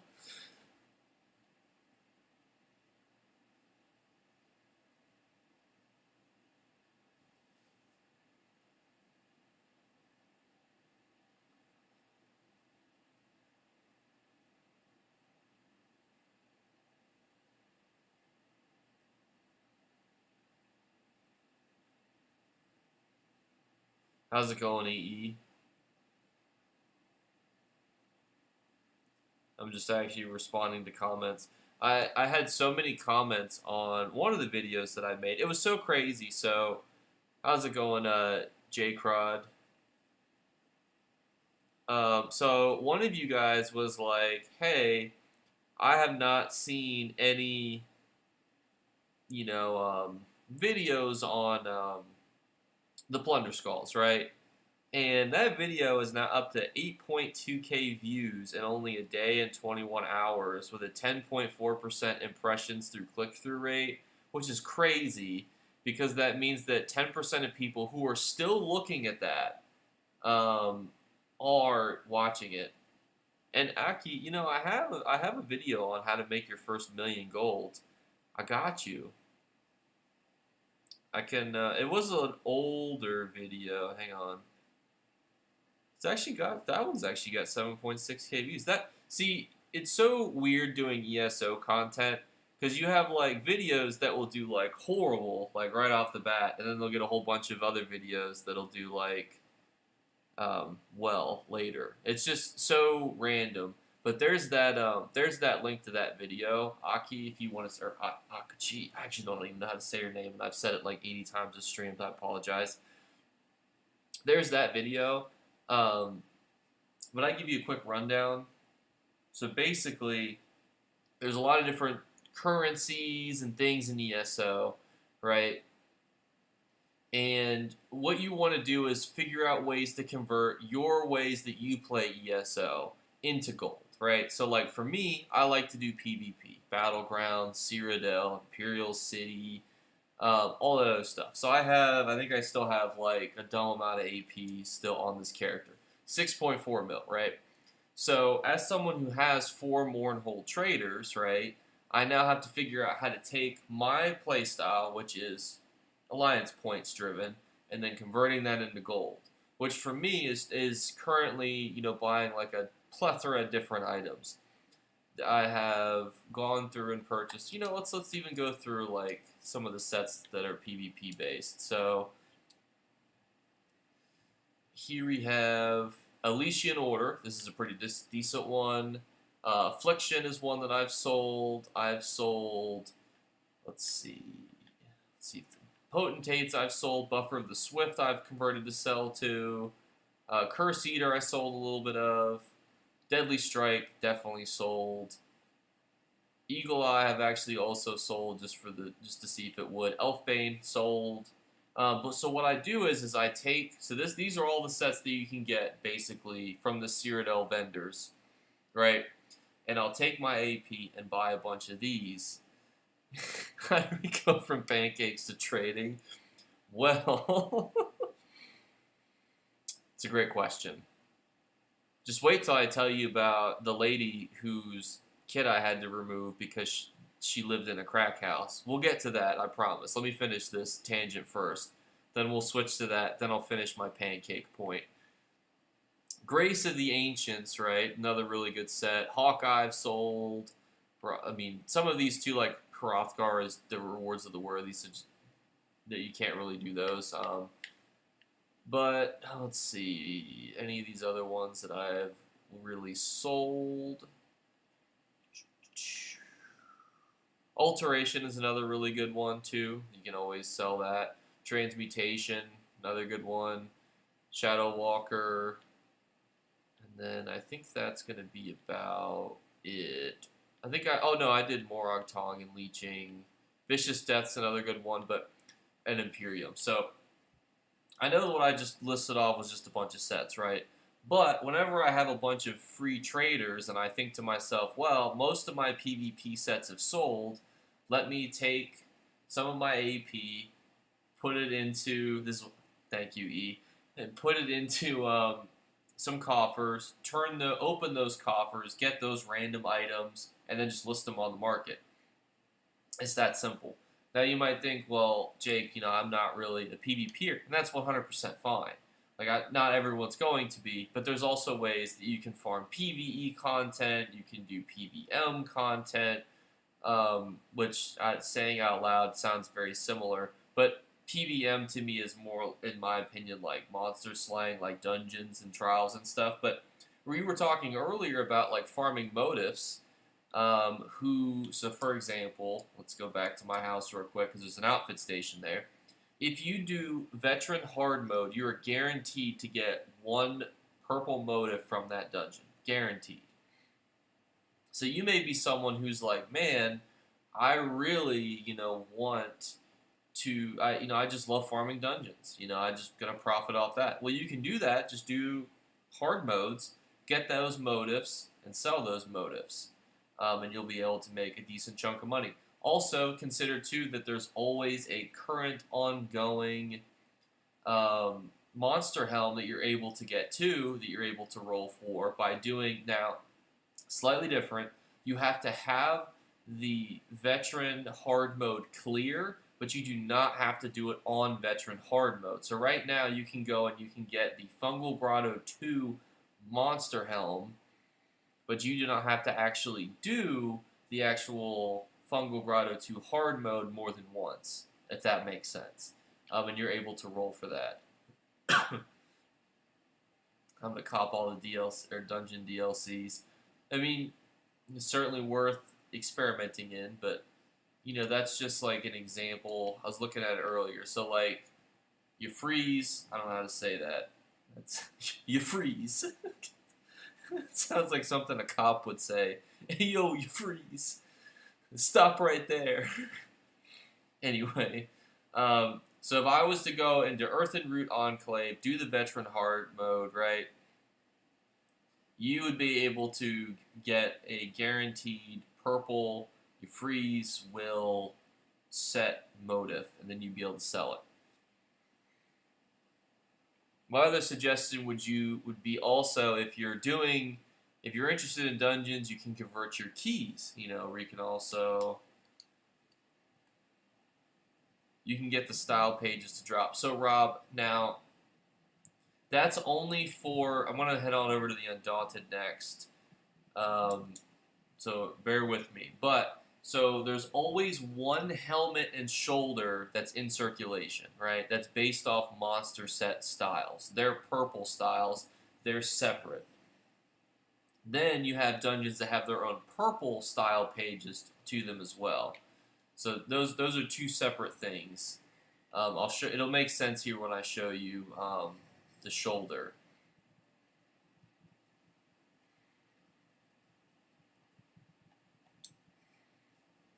Ugh, I accidentally stole something. I was like, why is Isabel mad? So you see here, there's these keys, right, for a Mephala shoulder. This is the current style page that's inside of, the Undaunted. Now, which means that every of these containers that you purchase also has a chance to roll for this shoulder. So I always suggest just buy the blue one. It's super profitable to do it that way. But set that to the side. Because every time one of these is in the store, which there should always be one, unless ESO is doing some sort of Undaunted event or something special, there should always be at least one. There's always a helmet tied to this, right? This helmet is tied to Fungal Grotto 2. Fungal Grotto 2, to get this, you have to do this on Veteran. However, if you have the Veteran Hard Mode Clear achievement, your odds of getting the helmet are higher. So you don't have to do it every single time on there, but your odds will be increased if you have that hard mode cleared. I haven't done any dungeons other than Fungal Grotto because I'm worried about mechanics, so I just go in a dungeon and try. And honestly, I would say yes. A lot of dungeons, so the developers have really done a lot of legwork in teaching you mechanics for a dungeon as you go. And a lot of the early game, like base game dungeons, feel so easy that you don't stress about really any of the base game dungeons. I'm trying to think, like even the most like mundane dungeons, the base game ones, like you can complete pretty easily. Even like Veteran Dragonstar Arena, which used to be like a pretty intense, base game arena, is pretty easy at this point. I was gonna try to slide this. I had to still figure out my whole streamer setup, you know, because I'm trying to make it so I'm not like looking past you guys, because it's like the TV is there. That's why it's always been like tricky for me to figure out how to do the whole live streaming because of the webcam and stuff. But yeah, I mean, yeah, Rob's right. I mean, the non-dungeons are really non-DLC, I should say, are very easy. And hopefully your luck improves there, E, because I also do not have the Uncle Grotto 2 style page yet. The only thing I don't like about it is it's just like straight white. Like, I wish that there was like a little more color in this. Like, it feels like there could be a little more, you know, something. I wonder if I can do. Might be able to do a poll here, Z, to see which console everyone plays on. We're gonna do a poll, everyone. So hold on to your butts, as they say. Poll. Oh God.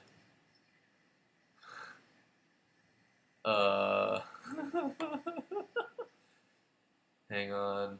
So there's font settings.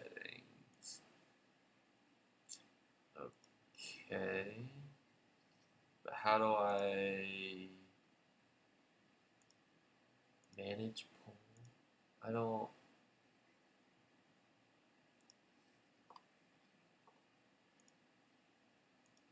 That's very weird. Alright, setting up polls is very obtuse. We're gonna have to practice that another time. Out of curiosity, why live stream on YouTube instead of Twitch? Just keeping your brand all in one place.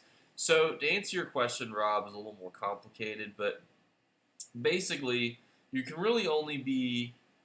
You can have both a Twitch like membership part. You can be in their partner program and YouTube's partner program, but there are restrictions. For example, if I did that, I actually wouldn't be able to use my Twitch clips in any YouTube videos for like an obscene an amount of time.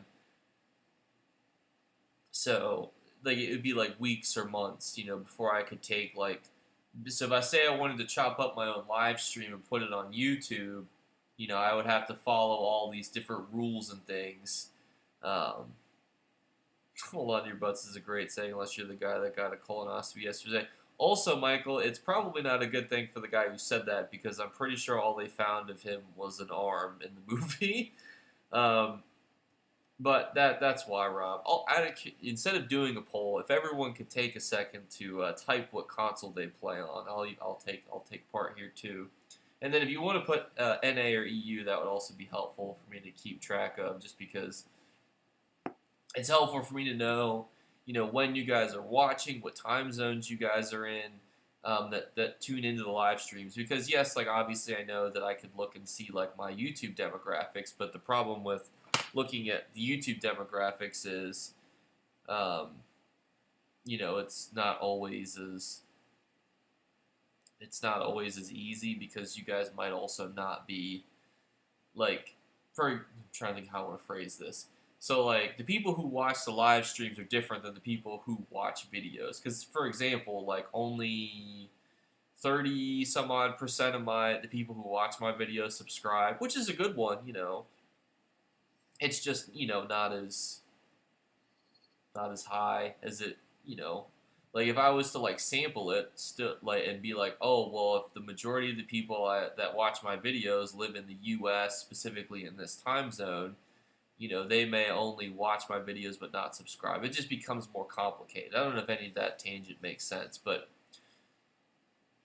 I had a whole list of things that I was going to go on a rant about. What was I about to rant about? Or what was I about to talk about? We went from pancakes to making your first million gold to AP conversion, dungeon conversion. You know what? We could talk a little bit, too, about...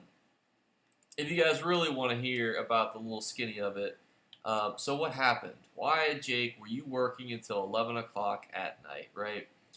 You know, you guys are probably, for those of you who saw my community post, I put out a post because I said, you know, I plan to stream on Tuesday, and then I had to basically be like, hey, you know, I'm still working, and this was at like 7 or some odd time. Um, happened is, so basically, we had learned, or we were worried that um, mom was staying where she shouldn't be. A mom on the cases that I have at CPS was staying where she shouldn't be, and she had the kid with her, right? Basically, we get to the home, and that's true. I mean, the kid is in a crack den. There's no easier way to phrase it. Like, is in a crack den. And recall the police. The police are working with us. This is a fun little experiment or thought experiment that people may have always wondered. Um, Being bothered about coming to get their crackhead kid. Yeah. So mom was supposed to be at the grandparents' house / aunts or either or, and was not. She was in the crack den. And so we go in, knock on the door. Two mysterious individuals answer the door, which is never a great sign. It's usually not a good sign when people who are not listed as address people are in a home that you suspect is a crack den, but set that to the side. They basically lie and tell us things that aren't true. They're like, oh, you know, I'm this person and that person, which isn't true because we knew, like, when we go out, we know who lives at an address, who's on a lease, you know, who's household members, who's related. So these people were saying they were related, but we didn't have any information that said that. Not to say the information that we get is always correct, but, you know, when you suspect substance abuse, usually you can, gears are already be turning in your head. And basically then we realize that mom's in the house with the kid in the crack house. We call the police. Then we have to do something very interesting because a lot of people always wonder, well, what happens next? You know, do you just kick down the door and walk in there with the kid out, you know, on your shoulder? And the answer is you have to sit and wait. Thank you, Joshua, for subscribing. Um, so we have to actually call a judge. That's what you have to do. You have to call a judge and you get a verbal ex parte court order. Then you fill out an ex parte court order, hand it to the police, and then, so what's funny is when I put out my little post that I was like, hey, I'm running late, that's when the police were pulling up. And that was at like 6. And then we get all the ex parte order, we get everything signed. The police then get an extra person because they wanted to go as a pair. We also didn't let mom know that we were upset that she was back at the crack house. We were just like, okay, you know, we gotta go, you know, make a plan, you know, about this and whatnot. So, thank you, James. I'll get back to that after I finish the story here. So, we get the police, we get the order. This is like 7 o'clock now. We go in. It's 7 o'clock. What's the first thing the mom does is she at least answers the door. And then she starts swearing and whatnot. And you have to remember, for those of you who heard my first story when she came to our office high on crack, I'm not her assigned worker. I'm just a lovely individual who had some free time that night that was like, well, you know, I'll do a good deed and I'll help. And I'm one of those individuals, like, I will always help. You know, I will always, you know, go out of my way to help people, like other workers, because, like, it's very stressful to, you know, to call the police, to, you know, be essentially a crack den. Firearms, you know, fentanyl, crack, you know, there's all sorts of things in this house that it's been alleged, so, you know, I volunteered. What's the first thing this mom does is she starts yelling at me. She's like, you don't have any kids, you're white, blah, blah, blah, blah, blah. Meanwhile, the worker is just like there. She's like has her own kids. Is a completely different. She's not white, so I'm just getting yelled at as a racist. And I'm like, I'm just here, man. Like I'm just like I'm not even talking to you. I'm just standing here as support. You know, like I'm like a bodyguard. Like why are you yelling at me?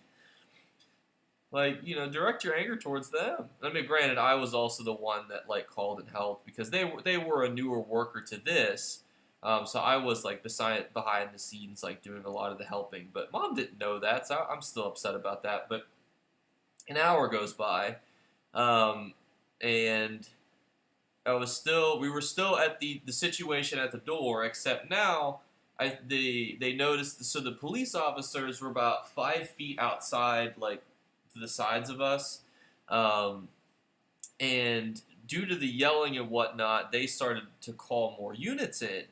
Also, people were also leaving the house, like randomly, like they were like dispersing out of the house, and so the police had called for more units. So another 45 minutes goes by, and we have like the whole police department here with us. There's like 7 officers and a sergeant, and I had like actually went away to speak because there was also a crowd forming outside who were like, "What's happening?" And then they were like, relatives and family friends. Relatives, they were family friends. I was talking to them, so I was like explaining, hey, this is the situation, this is what's going on, and yada yada yada. And uh, after that, I walk back over, and I'm like, look, it's getting late. We're gonna I brought one of the family members with me, and I was like, just try to de-escalate her. It works for a little bit, then she goes back. Then the sergeant walks up, and he sticks his foot in the door, and he was like, "You're either going to get arrested for public disturbance because you keep yelling loud enough to where everyone keeps calling 911 to report yelling, or you can have the kid walk out because we have the court order, and you can have your day in court." Because for what a lot of people don't know too is like if CPS takes your kid, there's a court hearing within 72 hours. It's a probable cause hearing. Is anytime you are like violating people's Fourth Amendment, right to search and seizure. So like you have to have court. And so we kept telling her like you'll have your hearing on Thursday, you'll have your hearing on Thursday, and she just wasn't having it. She's like, "Well, I want to talk to the judge now. I want to do this. I want to do that." And it's like, well, that can't happen. Like it's 9 o'clock at night. These judges, they don't stay up and play video games all night. Like they're sleeping. They're in bed.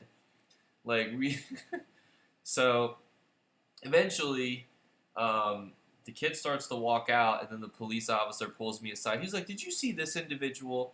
And I was like, "Yeah." And they're like, "This individual has a warrant for his arrest, and we think he was one of the ones that snuck away at the beginning." And I was like, "Oh, good lord." But then, there's really no rest for the wicked, because then we take the kid back to our office. Now it's like 9:30, and now we had to start calling foster homes at 9:30 at night to be like, "Hey, do you want a 4-year-old for tonight?" Like, it was so, oh my gosh. The worst part too is, and I say this is the worst part, tongue in cheek, but my coworker, so I took the kid back because I went and grabbed the car seat. Um, I brought the kid back to the office, and I was playing with the kid and whatnot. We have a K-8 office that has like a bunch of kids' toys and stuff in it, right? And she calls me, and she's like, "Hey, do you want any McDonald's?" Right? And I was like, "No, no thanks," because she got the kids some McDonald's. Um, there are, I don't know what it is about McDonald's, but she brought that McDonald's back while we were trying to find a foster home, and I was like, "Oh, I can smell it." That McDonald's smell is just so distinct, and it is so addictive. I've been thinking about McDonald's. This is Tuesday night. I've been thinking about it all week. I've not eaten McDonald's in probably like a year and a half, and I still I'm like, man, I really want to get. I was thinking about this yesterday. I'm like, do I want to order McDonald's? And I'm like, no, it's bad for you. There's nothing good in McDonald's. And then I'm like, but it smells nice. And so this has been like my thought process for the rest of the week. And then we had the shelter care hearing on Thursday, which is why on Thursday my day was a little bit longer as well, and it just trickles because it's like now the things that I wanted to get done on Thursday have to be pushed back, and it's You know how it is. Crack is whack, as the kids say.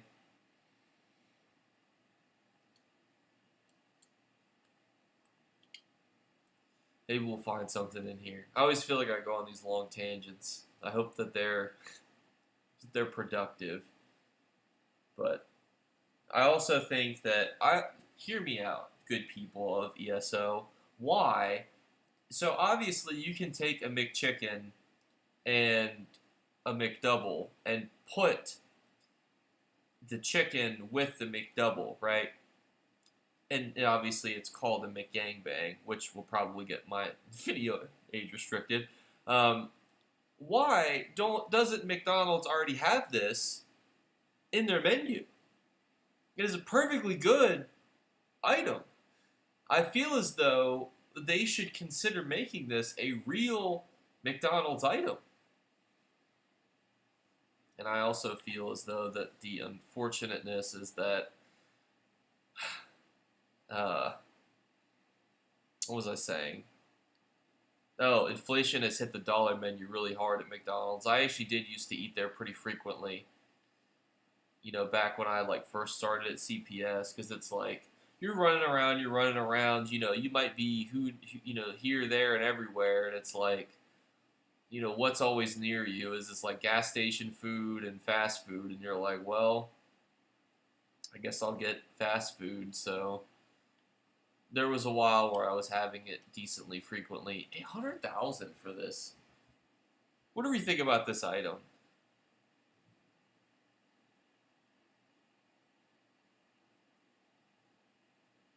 Can I mention specific yields for the auctions? Hang on, I think I missed it.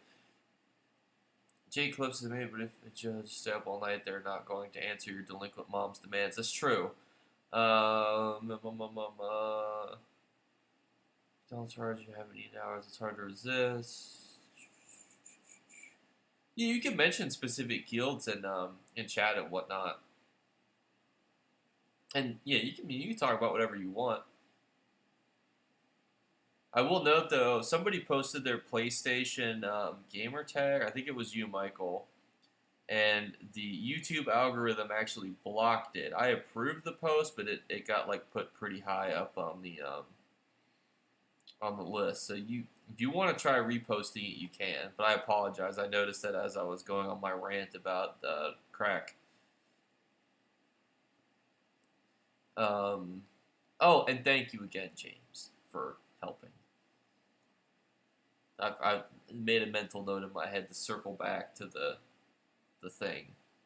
I'm still not the PlayStation Network. That's what they're talking about, like PlayStation.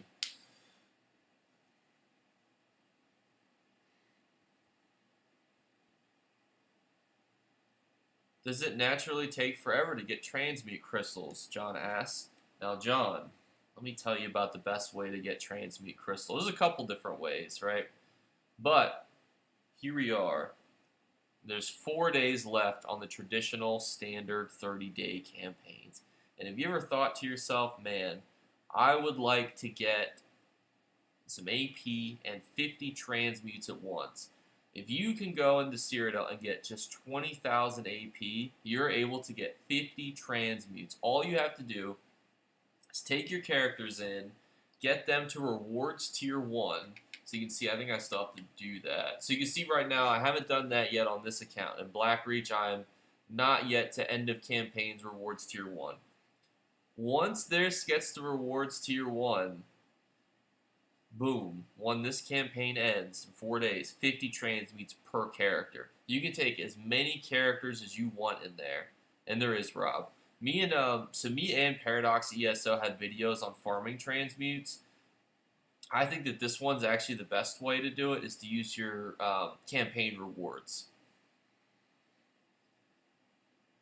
But he has. I'll talk about his method here in a second. I just want to make sure I don't get too far behind on chat. There's a video on that. Thank you for subscribing, Sedum. Hey dude, love your videos. First time on the live stream. Keep up the good fight. I'm always fighting against the dirty developers and their evil non-combat pets. I just sold 10 for 1K each. Holy, not sure exactly what item you're referring to, ZD. And a quick question about plague break. Notice the dot is going on my target, but I don't see the disease status effect. Only the dot. Is the set broken at the moment, or what? Am I so confused? Let me look. They changed plague break. I don't even, I'm in the complete wrong area. Let's see. Let's take a look at that. Repair a lot of damn walls. That's what I do. I mean, yeah, that's a good way to do it. Oh, hang on. They're coming back again, and we'll hide them.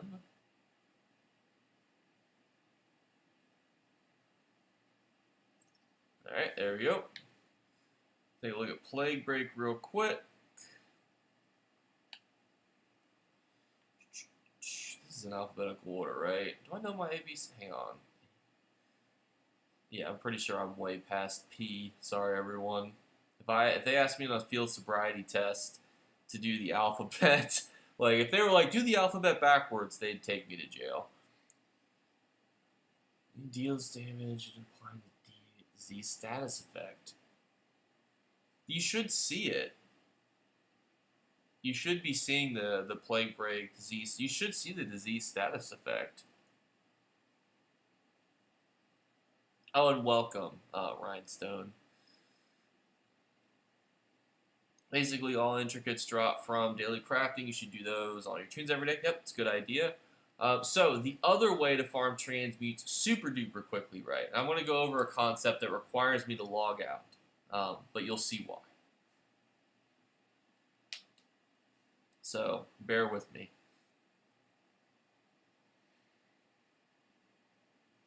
Plague breaks with Order's Wrath is pretty nasty for PvE AoE. Yeah, I know a lot of people too that take that into like Imperial City to farm. So, for example, I have tons of characters, right? You may also have tons of characters, and if you don't, let's talk about why making some could be helpful.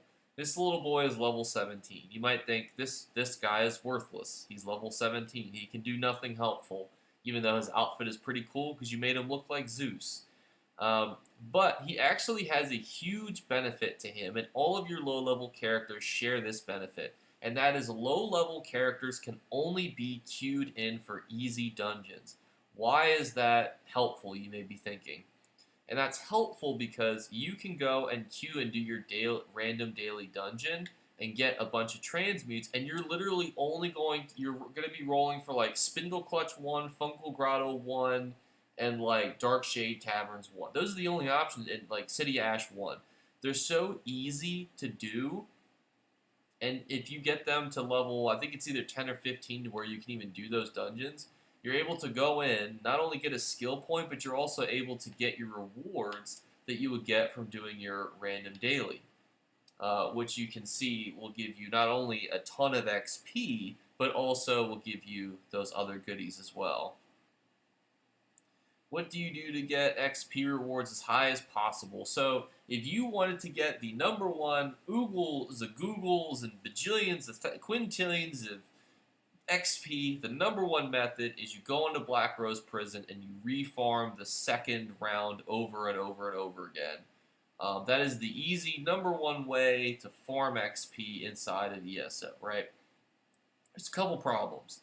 It's definitely better to do it in pairs, and it's not easy. I mean, it's like Skyreach on steroids, and granted, your goal is to die, but it can be a little bit frustrating too when you're constantly, fighting and dying, before you're supposed to, and getting as much XP as possible. So the other options that are really easy during this event is just public events. Public events include Dolems, which I feel as though one of you guys had said is pronounced differently, and I realized you ever learn something and you realize that you've been doing something wrong for so long? A perfect example of this is I know someone who used to say Tupperware as Tupperware, and when I said it's Tupperware, they were like, "Oh no, it's Tupperware." I'm like, "No, well no." But I would say the easiest way is going to be to do the Alakir Desert Dolems. The other easiest way to do it is going to be in general, just doing your other like really good XP, like Sky Reach. You can also do like Spell Scar, Dolmen. That's what somebody had said. Potato, potato. I don't know. I feel like it's kind of all the same. I mean, of all the things I mispronounce, you know what I mean? But, what was I saying? XP. There's another really good place that you can go to inside Cyrodiil. It's like right down in here. I do have a video on it. But, honestly, if you're just looking for XP, just head into if you have a friend, Black Rose Prison, if there's two of you, you can definitely run it.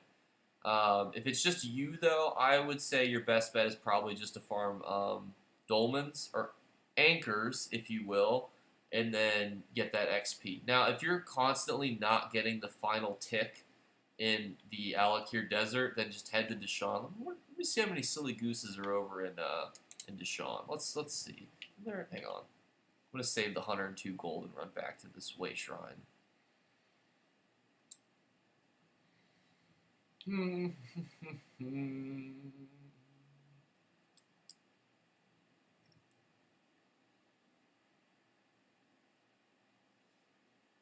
So what I would say your best bet probably is either Alakir, but if you're logging into Alakir and you're like, man, this sucks, then head to Deshaun. I'm just curious as to how many people are in Deshaun. Let's just have the sword up. Oh, zero. Zero people are in Deshaun. Well, at least at this anchor currently. I imagine more people will show up, but bear with me while I do this and watch the chat. Oh, there's people coming. I think also I'm sure this also just ticked over as well. I even have my thing. I think I don't even have it active. Make sure you guys keep your tools as things active. He blows whistle. That son of a bitch just knocked my ass over. Did it not? Did I not get the effect because he interrupted me? Is it not active now? No, it has to be active, right? That has to be with this symbol's. Okay, I was going to say, that'd be so savage.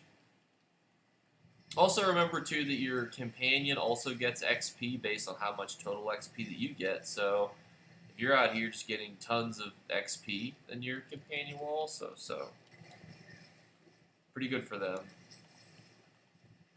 Let me make sure my volume is turned down, too. I don't make sure there's any sort of like back echo. If at any point like the sound or the video or the audio looks like cattywampus, just let me know.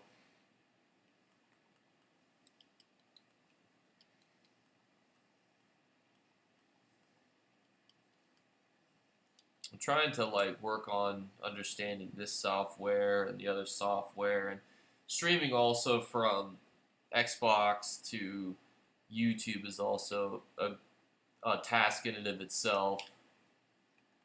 But yeah, there's actually a decent chunk of people here. The nice thing is you're not going to really struggle to get a tick on this final boss, so you'll pretty much be guaranteeing yourself the ability to utilize get the Plunder Skull. Let's see if we get something good here. No. We're gonna... Not at all. I know so many people copycat the idea over the last 4 years. Recall the auction farming guild, so I would check the guild's listing trading. Yeah, there's also a lot of band pages and Facebook pages that are also dedicated to stuff like that too. And it's always good to get into stuff like that. Game sound is silent. You've been talking pretty good overall. Your talking's been pretty good. A little clippy once or twice. Yeah, so I had the game volume like turned down because I think that so there's a 2-second delay from like what happens there to here. So I wanted to make sure that you weren't hearing volume that was also at a 2-second delay, because that would drive me absolutely insane as a viewer. So I just was trying to make sure that that was set up properly. I've been trying to do what I can. Farming potent cruxes. Nern Cruxes is a good way to make gold. If you have the DLC though, and you're willing to farm like that, I would honestly start farming scrying. If I'm being honest.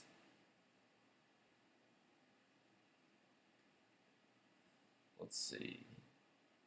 So I'm looking at the live stream stats real quick on my computer. Bear with me here. I wanted to see something.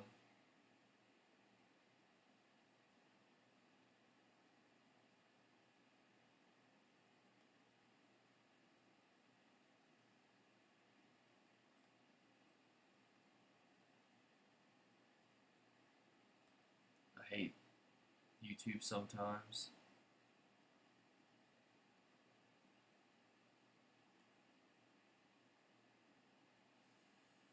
This is why I love farming Deshaun. Yeah, and honestly, it's a really good place to go.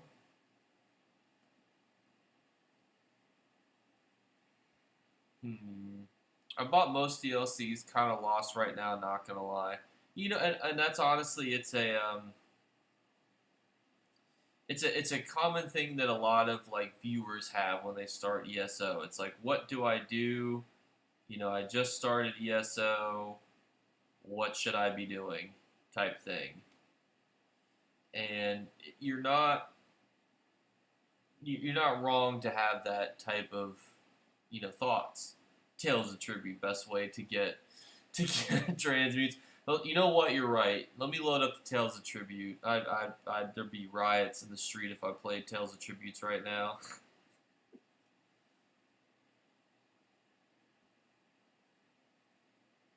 I'm just trying to like check the stream stuff.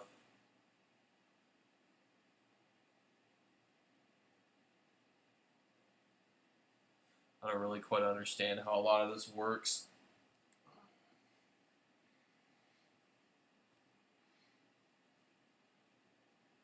But any help for a Stam Sork? So Stam Sorks don't need help from me. Let me tell you that. Stam Sorks can do a lot on their own. Stam Sork PvP. I had a build that I actually used on this character. Let me go back to my house real quick and I can see if I can grab it for you.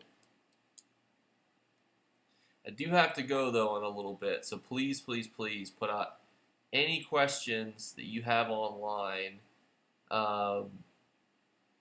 and I will answer them here before I have to run here.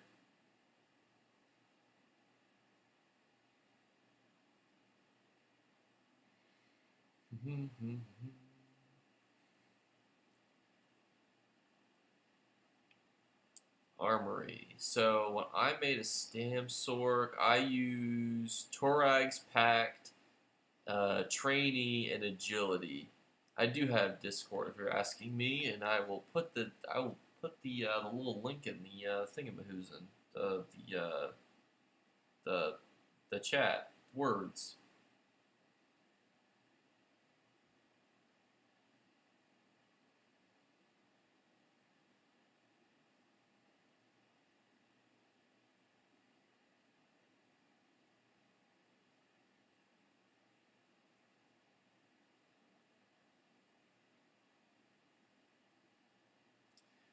Probably a couple more minutes, Rob. I'll let people ask any kind of final questions.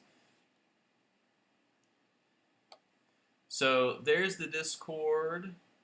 Mag Blade. Yeah, Mag Blades will always be good, honestly. I think Stam Blades are probably still better.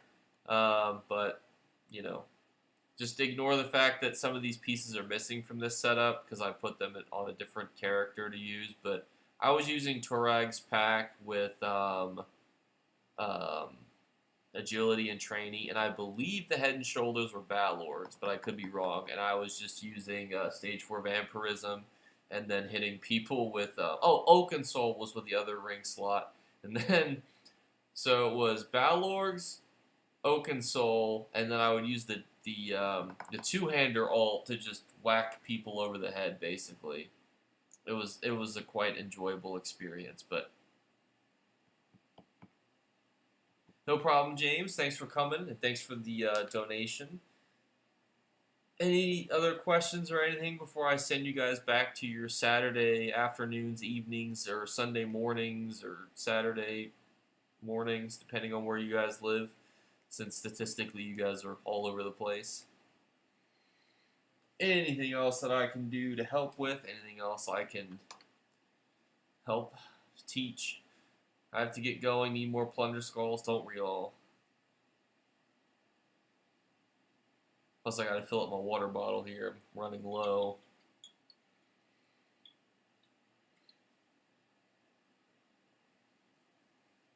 Any other questions? To quote that XY guy, pretty much any class is viable. Having said that, you may not pass muster with min-max endgame crap. That's true, but you know, honestly, fuck them. Do what you want. I have 3 legendary scry leaves. I get to them. First thing to do in ESO is get to a stable. That's a true statement. You get started on that mount speed.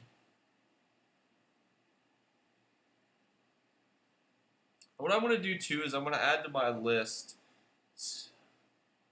James, you're crazy.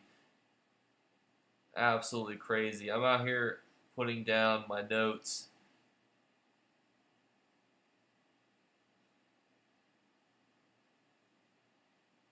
So I'm going to have a video on which order to complete the game, or which, zones or whatever. And then you guys asked another question. What was the other question that you guys had asked? That deserved a whole video. I think I might have screenshotted it. Hang on.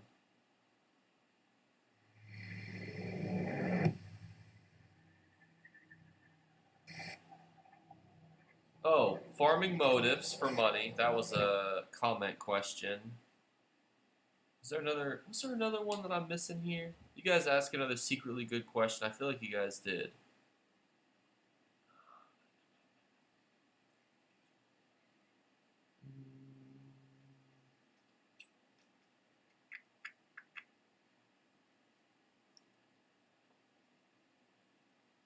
I'll have to dig through the live stream chat, but